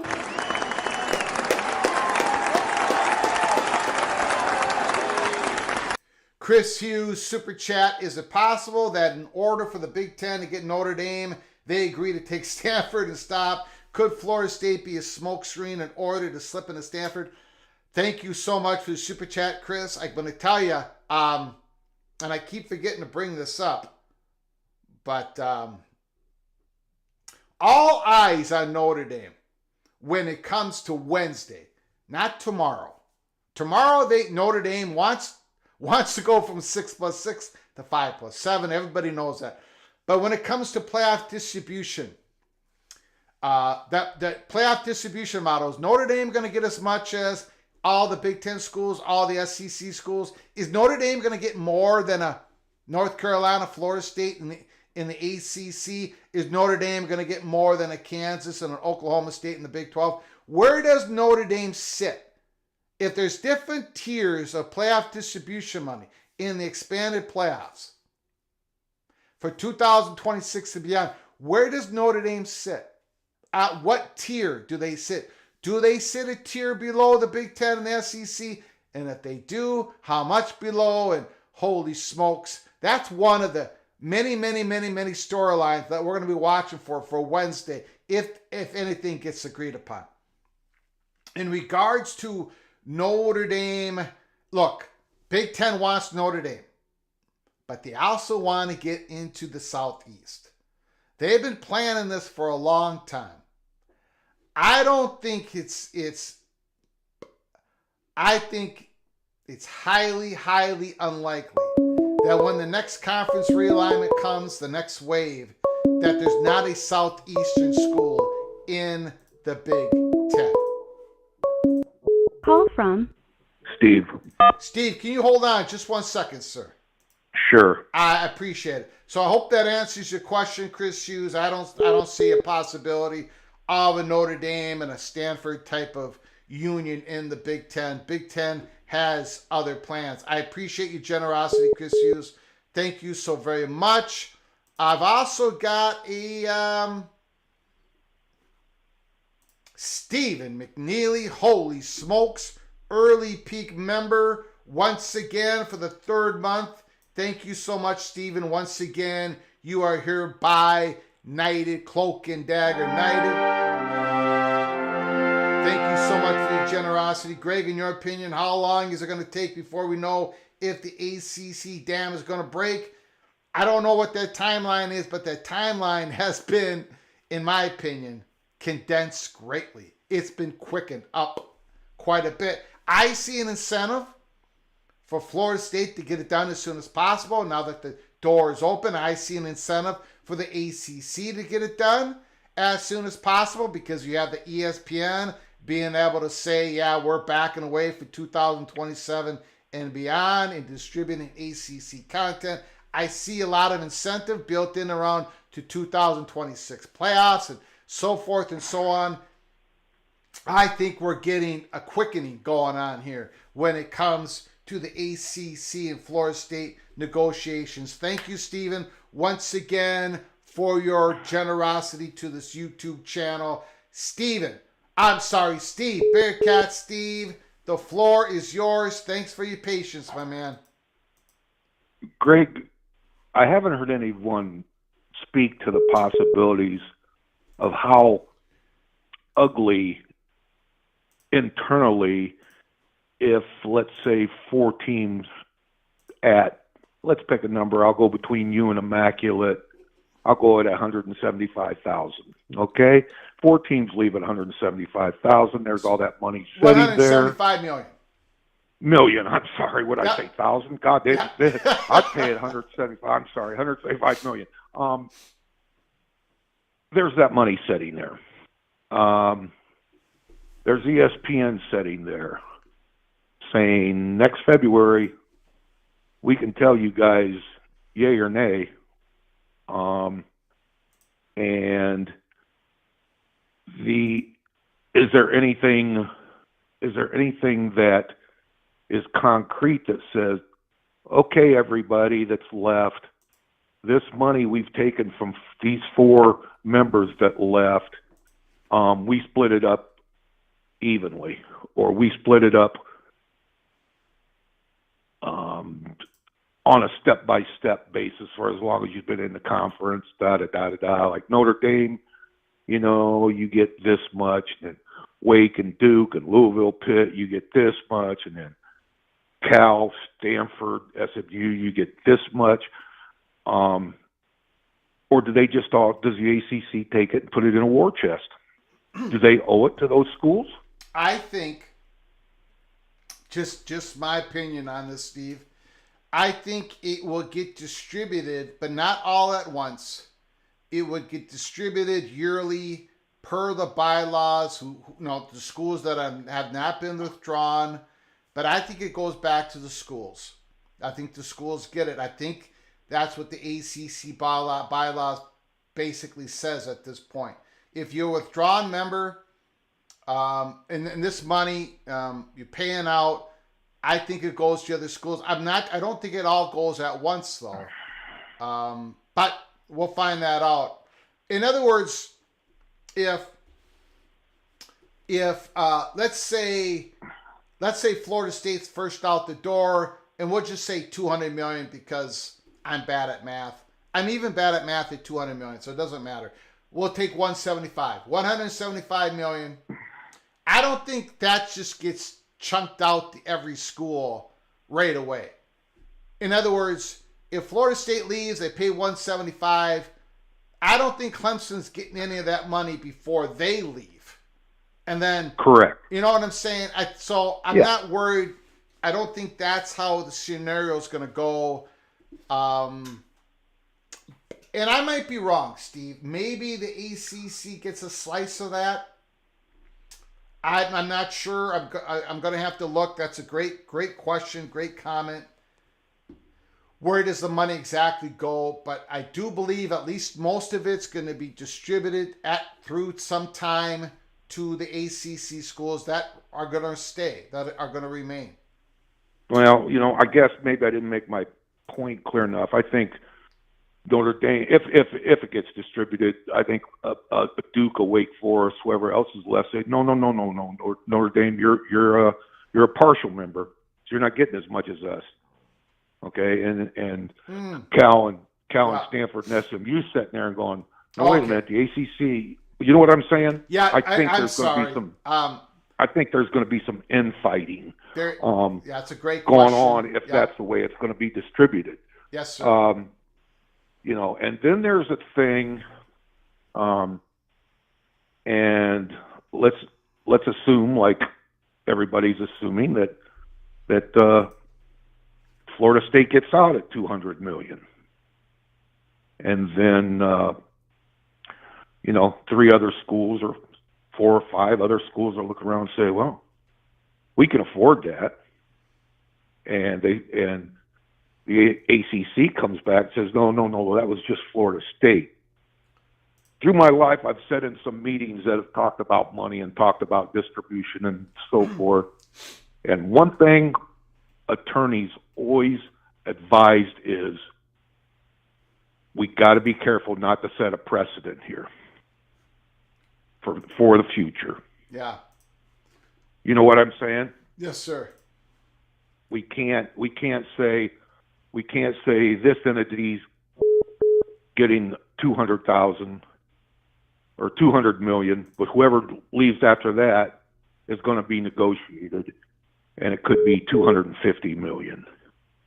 They always warn about creating a precedent and I'm not a lawyer, but that's what the lawyers always warn everybody sitting in that room about. You know what I'm saying? No, you're nailing it right on the head again, Steve. Absolutely. Yep. And I just think, and then Greg, my last point, if you're sitting there and 4 teams leave, I'll just keep it at the 4 teams as I have through the conversation. 4 teams leave, and you're sitting there, and obviously there's some money sitting there, but you're going, man, ESPN can pull the plug on us, and you're looking at everybody else. What do we do then? Where do we go then? What happens? We got to look out for our long-term future, because if four of your best brands leave, ESPN can come and say, we're pulling the plug, we're keeping things as is, or we are renegotiating this whole deal. Well, if they come in and renegotiate it, two out of those three scenarios right there, Greg, aren't good for sitting members. Agree? Yes. Yeah. I mean, it's just not a great situation for everybody sitting around who is still in the conference, who may have a chance to leave, being kind of left in limbo by ESPN. Yeah. Now there's no question that the deal would have to be renegotiated, and maybe some other media companies join in with ESPN at that point, because some of those ACC schools are going to be going to the SEC, and then that's more content for ESPN. So maybe ESPN Right. and some other, you know what I'm saying? It's going to be at a lower figure, no question about it. Are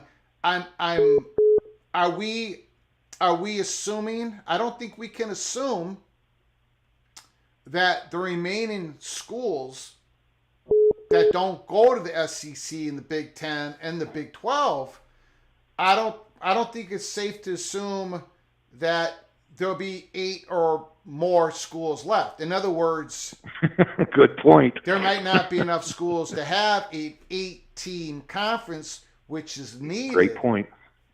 For your conference champion to have a chance to qualify to be one of the top conference champions. Great point, left. Greg. So there might have to be, yeah. I mean, that's a whole nother big, and I think that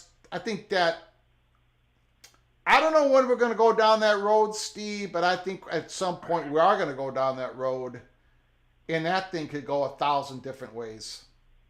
Sure, and and I've said this forever. Not forever, since this all started a year ago, December, when you started reporting on it, that I think everything is going to be done before the 2026 season starts, Greg. Yeah, I think so. I just whatever it is, it is. And well, I guess I have one more question, and this is really hypothetical.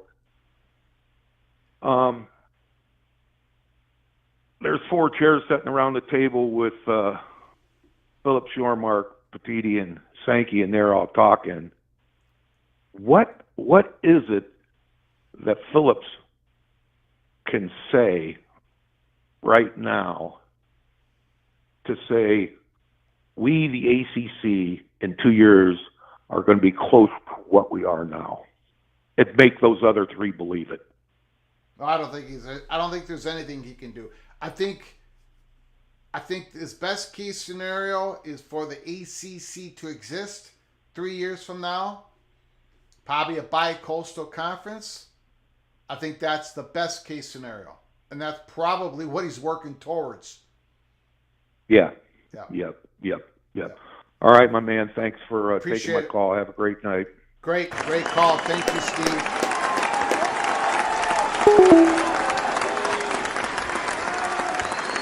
Great call by Mr. Bearcat. Chris Hughes. I'm shocked about Florida State wants to go to the Big Ten. Yes, they will make more money, but culture will be different and the travel will be brutal. I'm not even sure they'll make more money in the Big Ten. I don't think that's a given at all. Now, if you listen to Peter Collins, it's about an interview podcast. I can't remember what podcast. It was local Florida State podcast. Give me a moment. Call from JP? JT, can you give me a second here? Yes. I appreciate it. So, Chris, I don't think that's a given at all. But if you listen to Peter Collins in a podcast about a couple months before December 22nd, he talked about how Florida State looking to be more of a research university, trying to become more of a national brand. So he gave some clues out there about Florida State having some interest in possibly becoming a Big Ten school. But again, I think SEC is going to be a knocking. Thank you so much, Chris, for that super chat. Again, also California has a law that their state government employees can't spend state money in Florida and other southern states. This affects UCLA. I do believe that law has been null and void. I don't think that is in place anymore. Go ahead and Google that. I believe that happened a few months ago. I do not believe that law is in place anymore. I could be wrong, but I think I'm right on that. Again, Chris Hughes, thank you once again for your generosity. I believe that was the 20th super chat you have given to Peek Around the Corner, Chris Hughes. Thank you so very much for your incredible generosity to this channel. Is it JT? JP. JT, thank you for your patience. I appreciate it. The floor is yours. I was curious what your thoughts are on the tipping point for the ESPN option in the contract. How many schools have to leave before they say no? What if it's just after the Florida State settlement for $200 million? Do they say no? So then you're going to have North Carolina, Clemson, whoever else leave for nothing? I don't think anyone's leaving for nothing. Okay, I get your question. If there's no TV deal, I guess is my question. Okay, number one, I think Florida State having a negotiated settlement with the ACC is the tipping point. That's the tipping point. There's no way that ESPN, if Florida State reaches settlements with the ACC prior to February 28, 2025, which is the deadline for ESPN to decline future distribution rights for the ACC's content for 2027 and beyond, I don't believe there's any way that ESPN is going to continue to be their media partner with that particular contract if Florida State reaches a settlement. Number two, I don't believe if Florida State reaches a settlement with the ACC and then they go to the SEC, the Big Ten, they find a landing spot, they're willing to pay the money to the ACC. And let's say that ESPN comes out and says, yeah, we're declining this contract from 2027 and beyond, whatever. That grant of rights is still in place for the time being with the ACC. In other words, I don't think Clemson can come behind Florida State and pay $0 to get out of the ACC. I don't believe North Carolina will be able to do so. I believe that ACC grant of rights is still in place, that the ACC still owns these schools' media rights as they try to renegotiate a new deal, at least for a few more years. That's how we take it at Peek Around the Corner. So do they sit down with say that there's 3 schools, 4 schools, add in Miami, Florida State, or Miami, Clemson, North Carolina, and Virginia? Do they sit down and negotiate something with all of them, or is it kind of what you're willing to pay? Well, right now it's just Florida State and the ACC because of the court cases. They're going to try. I believe there's going to be. I believe the negotiation door is open now, and now whatever number they reach, Clemson and North Carolina are going to believe that they can get the same deal, right? I've talked to a lot of people that aren't so sure about that. Well, if there's a settlement, do they even know? Do they know the number? Probably because of the sunshine laws in Florida, but who knows? Maybe they seal it. I doubt if they can seal it. I doubt if they will. But I don't know. I don't know if Clemson and North Carolina can. Some lawyers say it's like a staircase settlement where The other schools are going to be able to walk up the stairs and get the same deal at the same amount. But some lawyers don't believe that to be the case. It's a great question. I don't have the answer. Interesting. So thank you for your time. I appreciate it. Great call. Thank you, JT. Yep.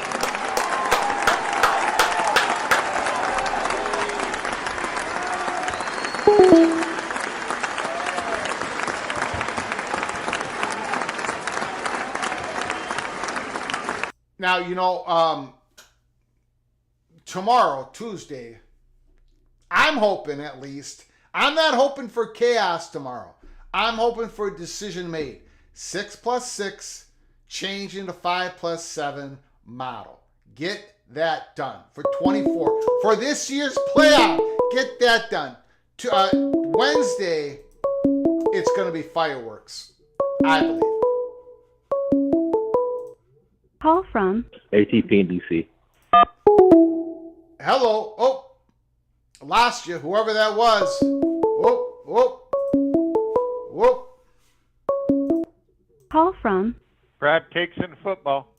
Crab cakes and football. Mr. Terrapin is on the line. The floor is yours. What do you got to say, good sir?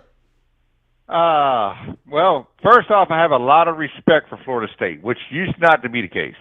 But with them going through this, trying to get out of grant of rights, the only way they lose my respect is if they choose the SEC. Then I've lost all respect for them because after everything. So I'm just throwing that out there. My respect hinges on if they choose the Big Ten or the SEC. Because after what the SEC did to them and then they turn around and go to them, why would I respect them? But that's not the reason I called. How many teams are actually valued enough to go into the SEC or the Big Ten right now? I'm guessing maybe total of 4 to 6, maybe. And I'm not even sure you got that many that are actually valued high enough to even crack the bar to make it into the SEC or the Big Ten right now. Yeah, they have both those conferences. I mean, they're not waiting around for this to happen. They both have a current valuation from their media partners. They know exactly what those schools are worth to those universities worth to the conference if they would join the conference. So they have a valuation. What that answer is, I don't know. I would, in my opinion, and people that I've talked to, I think there's 5 schools, if you include Notre Dame, that SEC and the Big Ten would be interested in. And there might be a 6th, there might be a 7th, but probably at least 5 schools. And then I think the valuation for the Big 12 is a lot different. For a school to jump over the bar for the Big 12 to create more value for the Big 12 conference, it's not going to be as high as bar. And I think there could be up to 4 schools that could be joining the Big 12. That Brett Yormark and in between his media partners of Fox and ESPN says, yeah, the Big 12 would give the media partners and the current universities in the Big 12 more value if we add these particular schools in. All right, because, the SEC's not really thrilled to add teams, and the Big Ten, I think, is trying to actually slow down and adding teams. I mean, I know it may seem counterintuitive with them looking at FSU, but they can't pass up the Florida market. But I think they're running out of room. I don't think they go to 24. I think they stop at 20, and if they go to Notre Dame, 21. And I think that's the end of it. But I hear all these numbers being thrown around for FSU to get out. Okay, they're going to get a landing spot. It's either going to be the SEC or the Big Ten. And I do believe it's the Big Ten because I think the way that they're trying to position themselves, they're going to have to bring somebody with them. And I'm starting to, throw in a towel for UNC. I don't think we'll get them. So that leaves Miami.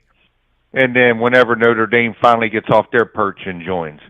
So I think those are the 3. It's going to be FSU, Miami, and Notre Dame eventually at some point. That would leave, the Virginias and North Carolinas and everybody else, whoever the SEC wants Clemson to go to, the SEC.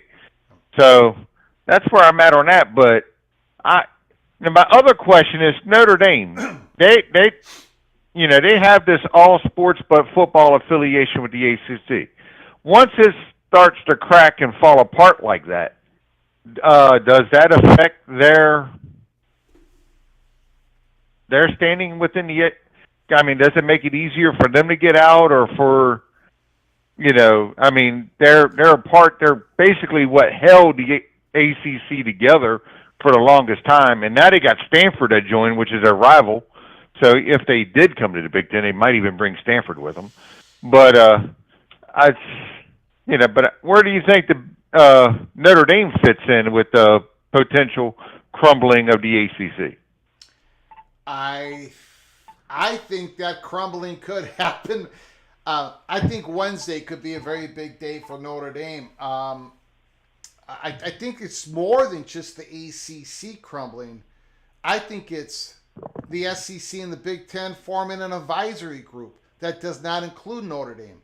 I think it's the SEC and the Big Ten going to be at the negotiation table Wednesday. They're going to have the most chips at the table. They're going to push all in for a weighted distribution model where they get the bigger slice of the pie over the ACC and the Big 12 schools. I think Notre Dame, in a lot of respects, are going to be looking at being on the outside of the Big Ten and the SEC for the first time in modern day college football history. We're going to learn more about that on Wednesday. I think things are crumbling around Notre Dame's ability to stay as an independent football program, even beyond what we're talking about when we're talking about the highly probable ACC implosion.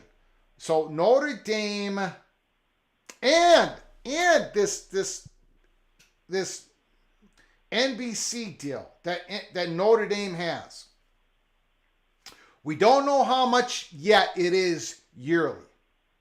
I have been told, and I can't get it confirmed, but I've been told there is no yearly number on Notre Dame because it's based on a sliding scale. That the better the competition, the schools are going to be set up in different tiers, NBC, Notre Dame, media deal, and where the better conference, the better home schedule that Notre Dame will have yearly on the NBC channel network is going to get them more money, but then some years it's going to they're going to make less money. That it's not based on a yearly. I have not been able to confirm that, but there's a lot of rumors around the Notre Dame NBC deal. But it is very, very strange that we still don't know the number that Notre Dame signed with NBC. And no, it doesn't have to do with Notre Dame being a private institution. We knew what the number was in their last deal with NBC. So there's some mystery going on between Notre Dame and NBC. Some cloak and dagger going on that I continue to poke and prod around. But go ahead. Sorry to interrupt you. Great comment. Oh, no problem. And the next question is, the Big Ten is ahead of the SEC for the media rights next renewal, correct? Yes. Yes. So if they can get, let's just say they can get the properties of, whoever, Notre Dame, FSU, Miami, even so in Stanford, whatever. I think that sets the final gig for the whole entire Big Ten as a whole. And I think that makes the number so outlandish, everything else, that I just don't see how the SEC can. I mean, they got big brands, yes, but I'm glad they're finally going to 9 conference games in 26. That's a start. But this is interesting. I'm actually following this pretty closely because I want to see where this goes. As a Terrapin, as a Maryland Terrapin, you probably are more interested than anybody else in grabbing some Southeastern schools, former ACC rivals. I think the Terrapins would want that to happen. Well, let's just say all falls apart. We don't get Miami or Florida State or the big brands I'm fine with taking the next state down. Let's go to Virginia. Take both, Virginia Tech and Virginia, and be done with it. They're both rivals, and that expands their footprint down to there, and we'll just be done. But I mean, I would like to go after the bigger brands just for the sake of bigger brands and everything that it does for the conference. But I don't think that every team has to be a big brand. I'm good with a Florida State and, enter team here, whoever, but it's one of those, it all depends on what Petiti and the rest of the commissioners want. And, Penn State, Ohio State, Michigan, and probably to an extent USC are going to be driving a bus on that one. Yeah. Yeah, it's the Buckeyes, the Wolverines, and the Nittany Lions. They're driving the bus on this, no question about it. You don't think USC will be? No, not on this one. No, not on this one either. Okay. Yeah. All right, man. All right. That's all I want to do. Appreciate it. So, Thank you, sir. Have a good one. Crab cakes for football.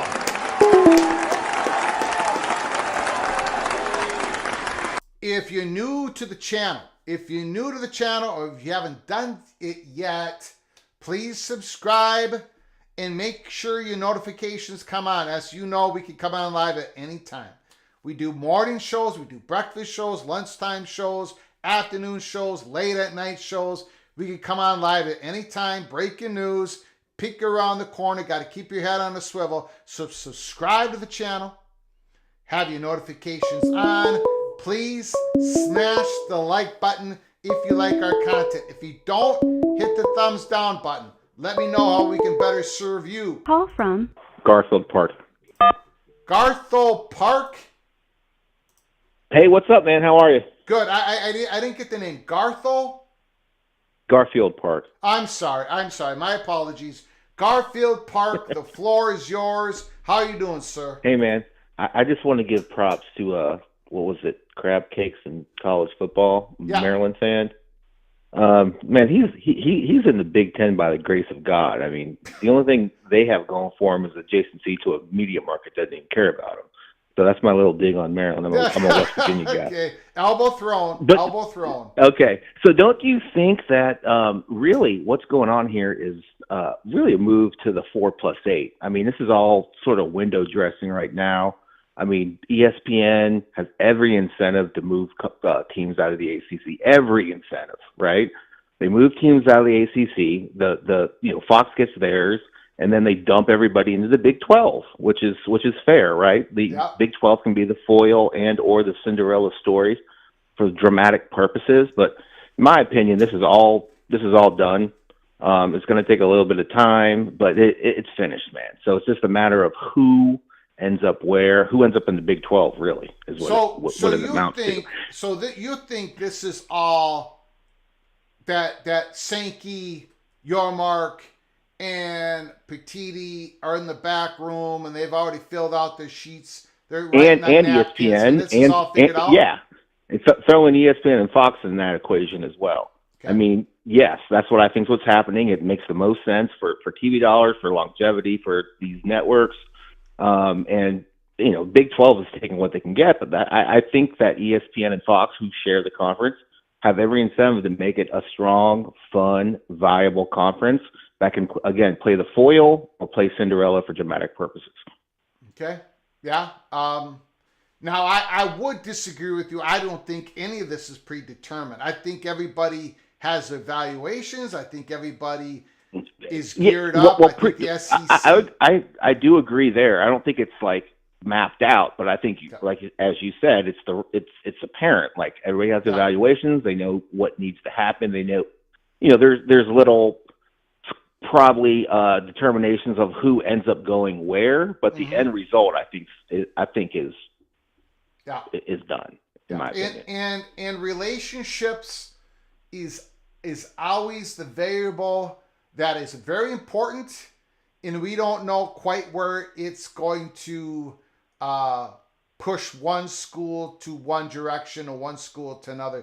Relationships exactly, are important.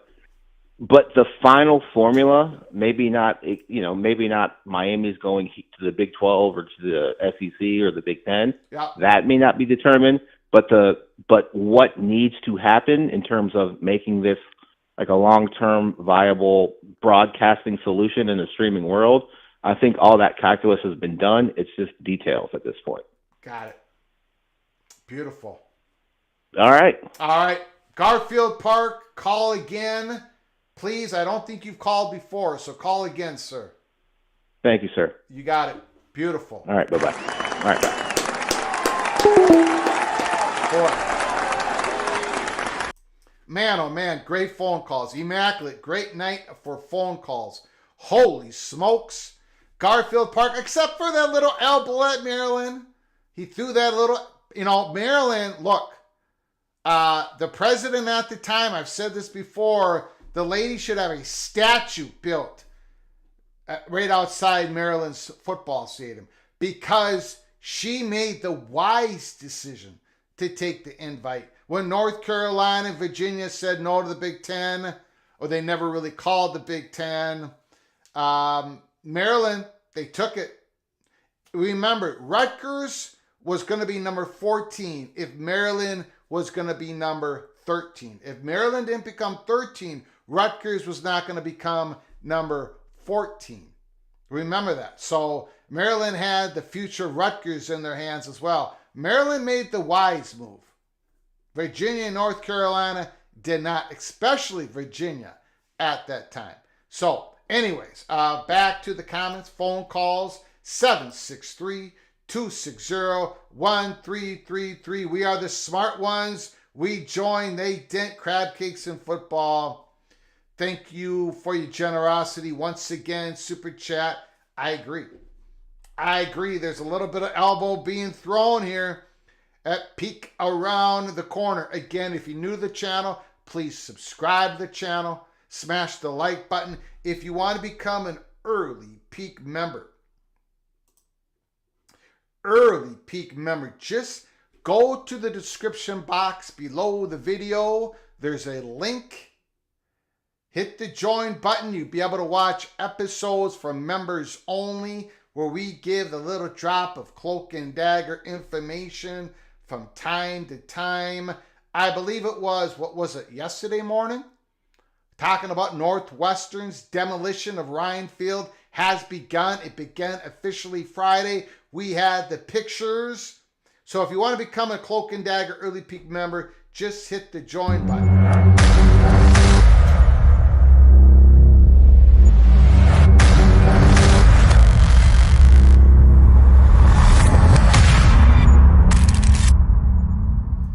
All right, back to your comments, your phone calls. The lines are open once again. 763-260-1333. The big news, in my opinion, and a lot of people's opinion. Friday was a massive day. Some people took the wrong take on it, saying that there was no news there. Annie Staples, read the article. We put the link in the description. We went through the whole thing at the beginning of the show, the beginning of the monologue. Not going to do that right now, but if you want to go rewatch the beginning of the show or go hit that link, hit the link, read the whole article. Florida State ACC's negotiation will set the terms for more college football realignment. And it is. Annie Staples hits a home run with this article. Because the ACC, when they filed a motion to Leon County, Tallahassee, Florida, when the ACC filed a motion, within that motion, they said, look, we are open. We are open. You can repurchase back your media rights, Florida State. We can do this. And that, in my opinion, that opened the door. Opened the door for conference realignment to happen. Annie says the same thing. Because the ACC opened the door Friday afternoon for the next potential round of realignment, on page 20 of a 40-page filing that asked for dismissal or a stay in Florida State's lawsuit against the conference in Florida's Leon County. The ACC's attorneys signaled a path to a logical endpoint in a case being litigated in 2 different states. Absolutely. The ACC opened the door Friday afternoon. Friday afternoon, February 16th, is when the worm turned, as we say here in Minnesota. Things are now... Florida State working on Big Ten requirements for at least 4 years. They were vetted. Sorry, Jen is absolutely correct. You got to remember, when people were talking about what schools are going to be 17 and 18, and here at Peek Around the Corner, we consistently said every day, every week, every month that Washington and Oregon, that they were going to be in the Big Ten before the Big Ten went to the Southeast. If it was going to be within the 5 months after Kevin Warren left office or 5 years, it was going to happen. The Big Ten was going to go west before it went east. The Big Ten was going to go west again before it went to the Southeast for a few different reasons. But one of the reasons was internally, politically, inside. When, I'm going to get through this. Call from JD. JD, can you hold on for a moment? Sure. I appreciate it. So when everybody was putting out their speculation, their articles, their information, their sources, whatever, saying that these schools were going to be the next Big Ten, and people were saying it was going to be Miami, Florida State, North Carolina, Virginia, we kept saying it's going to be Oregon and Washington. And then they're going to go to Southeast. And that's exactly what happened. Remember, when the reports from Brett McMurphy, Pete Thamel, but especially Brett McMurphy, when it came to the candidates list for Kevin Warren's, at the time when they were debating on Washington and Oregon, which we believed, we have very good reasons they were going to be 17 and 18, Florida State and Miami were listed, along with North Carolina and Virginia, as schools that Kevin Warren, the athletic directors, the presidents were talking about. Not for 17 and for 18, but for 19, 20, possibly 21 and 22. They have been vetted over and over and over again. The Big Ten knows Florida State's valuation. They've been on the list for a long time. Nothing is a surprise here. Nothing, this isn't happened mysteriously. This has been going on. They know the valuation of Florida State, and if they have the ability to land a Florida State, if other dominoes don't fall their way, Florida State, if SEC, Florida State, Big Ten, there's going to be a feeding frenzy over Florida State. It's just, book it. Book it. That is exactly what's going to happen. And where Florida State's going to go is determining on so many different variables. Relationships, how much money they're going to get, exposure, internal politics at Florida State. We're going to be hitting it hard once Florida State gets themselves freed from the ACC. The moment they do that, there's going to be a feeding frenzy. But yes, Florida State has been vetted. The only thing that hasn't happened yet is the big boys and the big gals haven't sat at the table and negotiated yet, because Florida State has not released themselves from the ACC as of yet.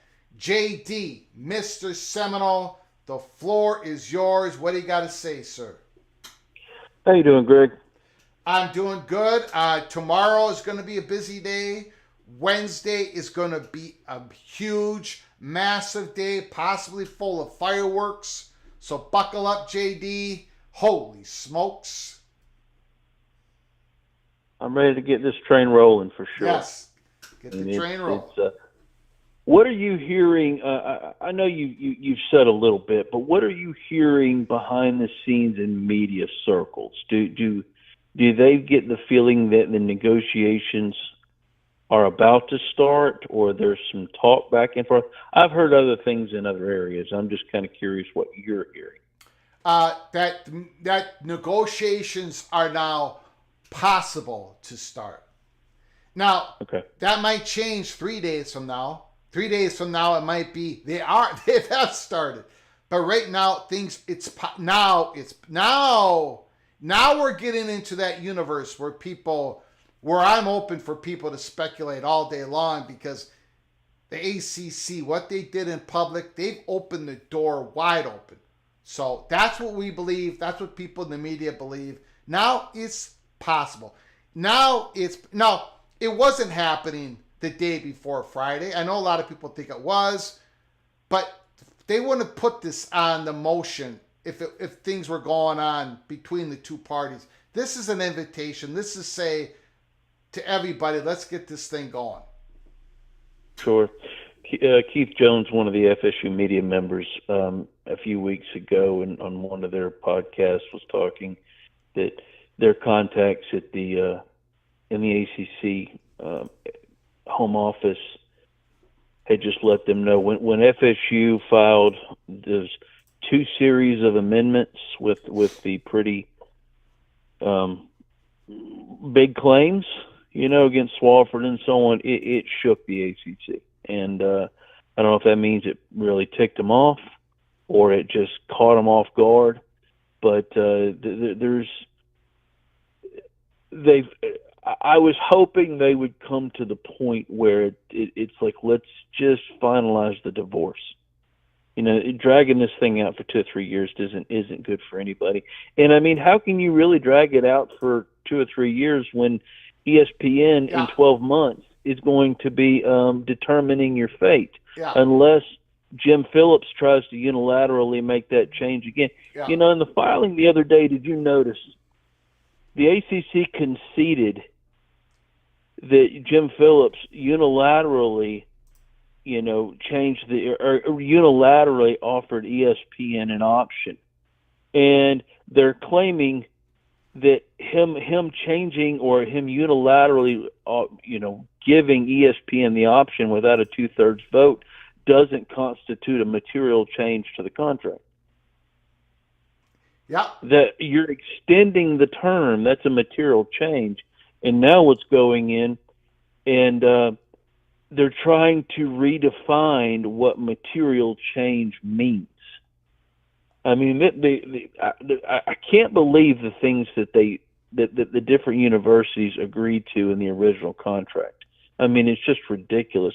The amount of power given over to the commissioner and to the different governing bodies was ridiculous. But even at that, one person, and this isn't my idea, somebody else presented this, they raised a great argument.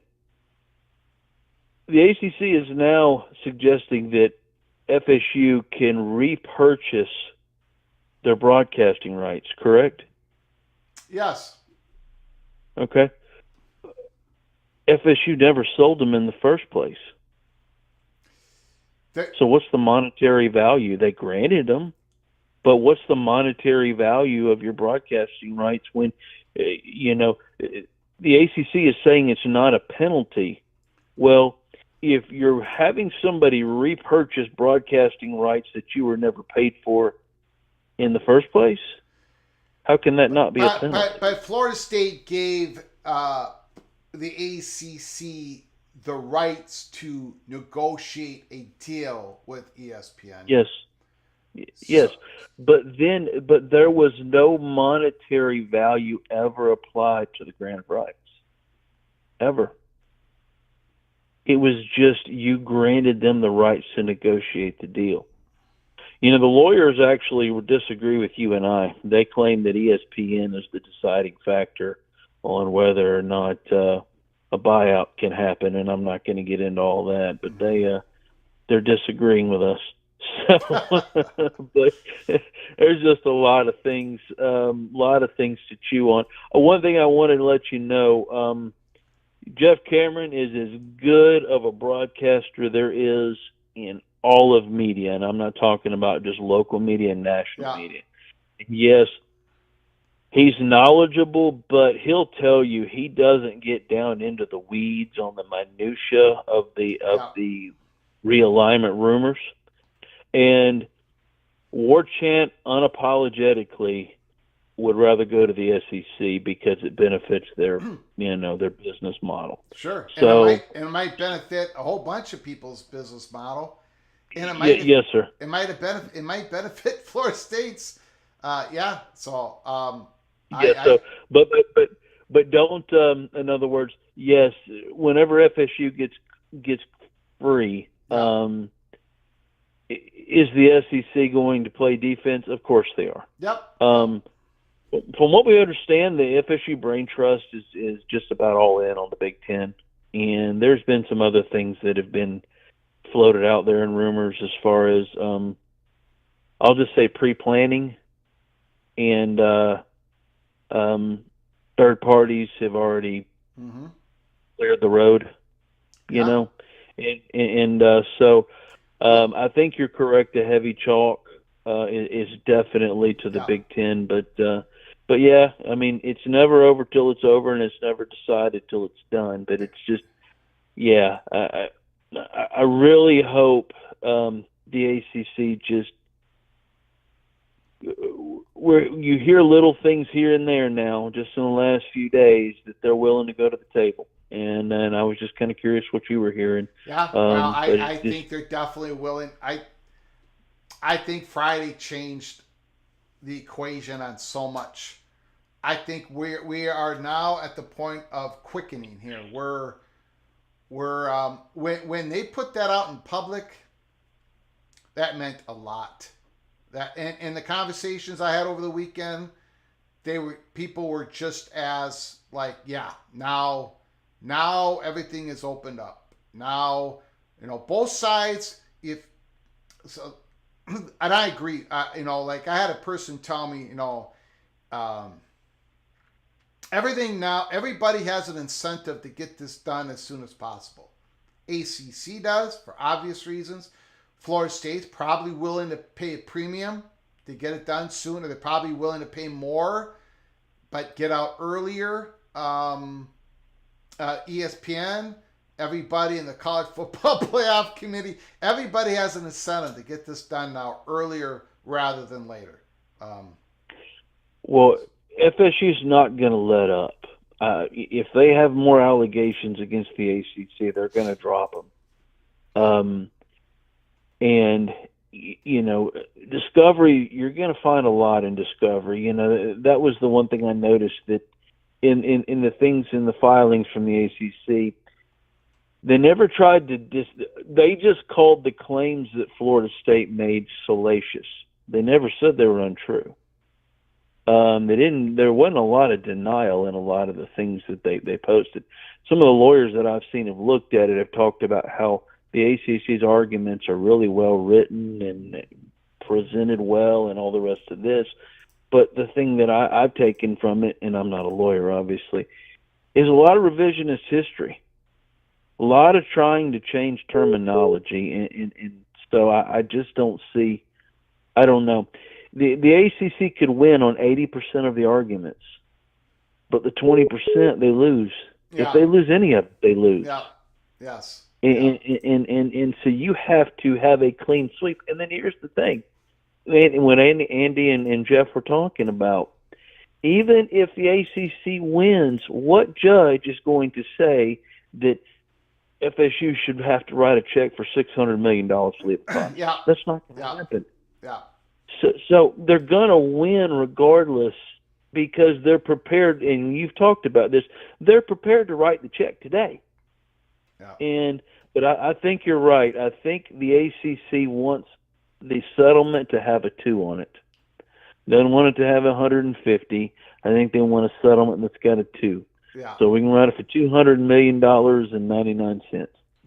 Whatever.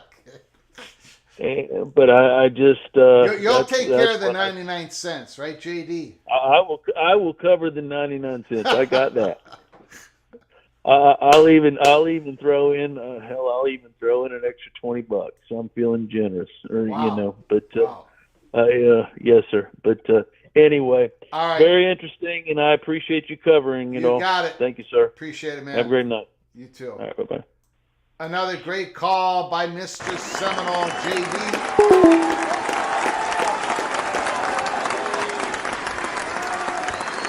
Yeah, speaking of Florida, huge crash at Daytona from Tony. I see that on X as well. There's a big crash.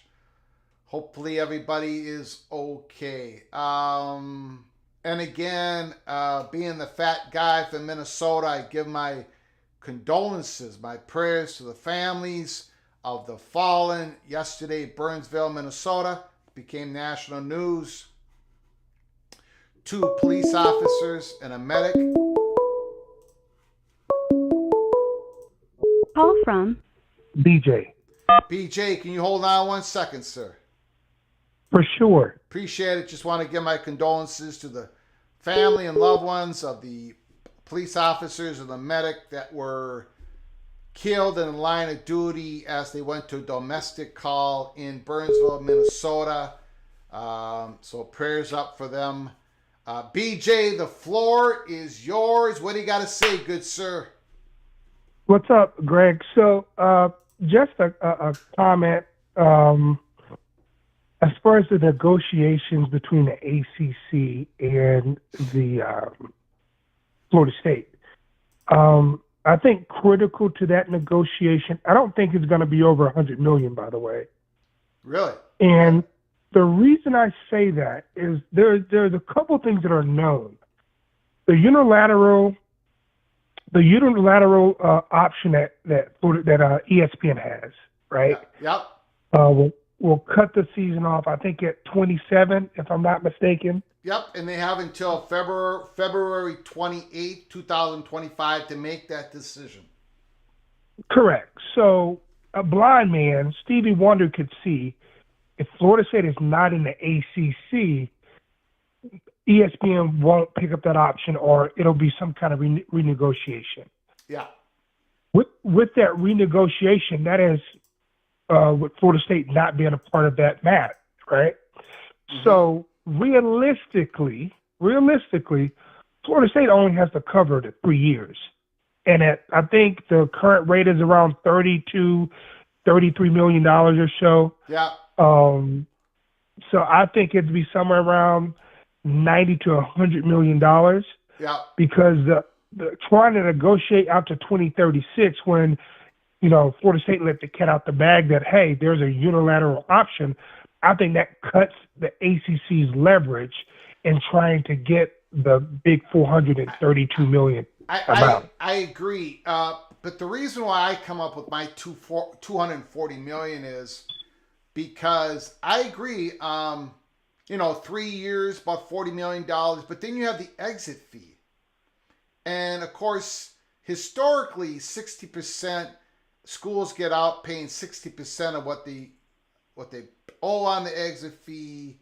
So maybe it's about 80 million, 120. So you're looking at about 200 million combined exit fee and paying out the Gore for 3 years. And then I think there's going to get upped a little bit because of premium. That's how I came up with 240 million. But I agree with you. I don't think the Gore payout is going to be anything beyond 2027. But you also have to take in the exit fee money that's going to be owed. I thought about that, and if you paid attention to what Florida State put in their motion, they made reference to Maryland's exit fee. Right? It was deep down in the weeds, and I think from Florida State's perspective, they want the number to be relative. Yeah.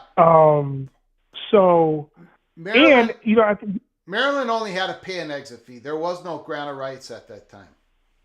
Fact. Yeah. And the thing about it too is you mentioned this a couple episodes ago, where you thought that there was a nudge and a wink between the Boston colleges, the Dukes, the Wake Forest. Just get Florida State out of here, right? I'm speculating on that. Yes. Yeah. And I think that's true. And I think the way they see it is, if it's close, settle it, right? If it's within the margins, if Florida State is offering $50 million, we want $200 million. Okay, we can't do that. But if it's 150, 175 or so, I can see both sides saying, sign it and on with it. and I'll say this, and I want your opinion about it. The ACC can walk away with a whole bunch of money because if Florida State goes, UNC, Miami, Clemson are sure to follow, right? Yes, sir. So they can have a war chest. I was thinking this: if I'm the ACC, I collect my $600-700 million. I use that money to poach UCF to get the Florida market back. Get Cincy, get West Virginia. They have teams, Virginia Tech, are kind of in that area. They're rivals, so that makes sense. And on top of that, when you look at the ACC network, they already have distribution, right? They already have distribution, and the ACC. I mean, the ESPN makes. I read somewhere a couple weeks ago, on average, about $150 million from the ACC network. So ESPN is incentivized to keep that network going, and you can poach those three teams, and I think it'll be, in the Big 10 or Big 12 will be okay. They can get Washington State and Oregon State there. No, you make a great point, and I haven't spoken enough about the ACC network. It has been a financial success for ESPN and for the ACC schools. It's done fine. It's done good. And that is the advantage that the ACC has over the Big 12. Now, there's advantages that the Big 12 has over the ACC schools, the ones that remain after the ACC implosion. But yeah, you make a great point. The whole ACC network is the elephant in the room as well. Go ahead. So, Greg, if you had $700 million and you're trying to save a conference, I mean, what teams would you go after if you're a Jim Phillips? If you're below the eight team, or you're saying you're just saying after the SEC and the Big Ten, what schools would I would go after? Obviously, I would go after schools in the Big 12, right? I'd go after West Virginia. I'd go after Cincinnati. Schools that are closer in that region, right? And I think you would have to get UCF and USF as kind of like a package for the Florida market. Yep. To replace Miami and replace Florida State. Yep. Maybe in Oregon State, Washington State. Yeah. So, but yeah, I just want that's my opinion. Hopefully, it gets settled quicker than later. Yeah. So we can kind of focus on football and not be low-key paralegals. Yes. Yeah. I agree. Thank you, BJ. Appreciate the great call, man. Have a blessed one. Yeah, you too. Call again, sir.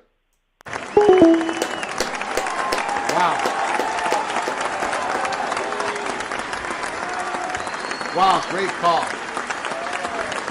Great call once again by BJ. I think we're going to close it up. We've been on the air for longer than 2 hours. It's been an incredible show, and we got to get ready for tomorrow. We got to get ready for Wednesday. Tomorrow, Tuesday, been told that the vote is going to happen. Officially changed the playoff model for 2024 and 25 to 6+6 to 5+7. That has to happen, Kirk Schultz. That has to happen. And then Wednesday, we could be getting a lot of fireworks. So buckle up. Brace for impact. The next 2 days are so important to college football. I cannot begin to tell you, even though we spent most of the show talking about it. I want to thank you all for the great comments in the chat room. A little bit of fighting in the chat room. Got to clean that up for tomorrow. Too many elbows thrown, too many name calling. Clean it up in the chat room, please. But I want to thank the great comments in the chat, the incredible generosity in the PATC community with your super chats and new memberships, and of course the great phone calls that came in today all through our show. Holy smokes, all of them incredible. Before you leave, please subscribe to our channel, get your notifications on, smash the like button if you liked our content. Keep your head on a swivel. Tomorrow's a big day. Wednesday is a big day. Holy smokes. Until next time. From all of us at Peek Around the Corner, PATC, to all of you, until next time, and it's going to be very, very soon from now. Until next time, from all of us to all of you, please, you all take great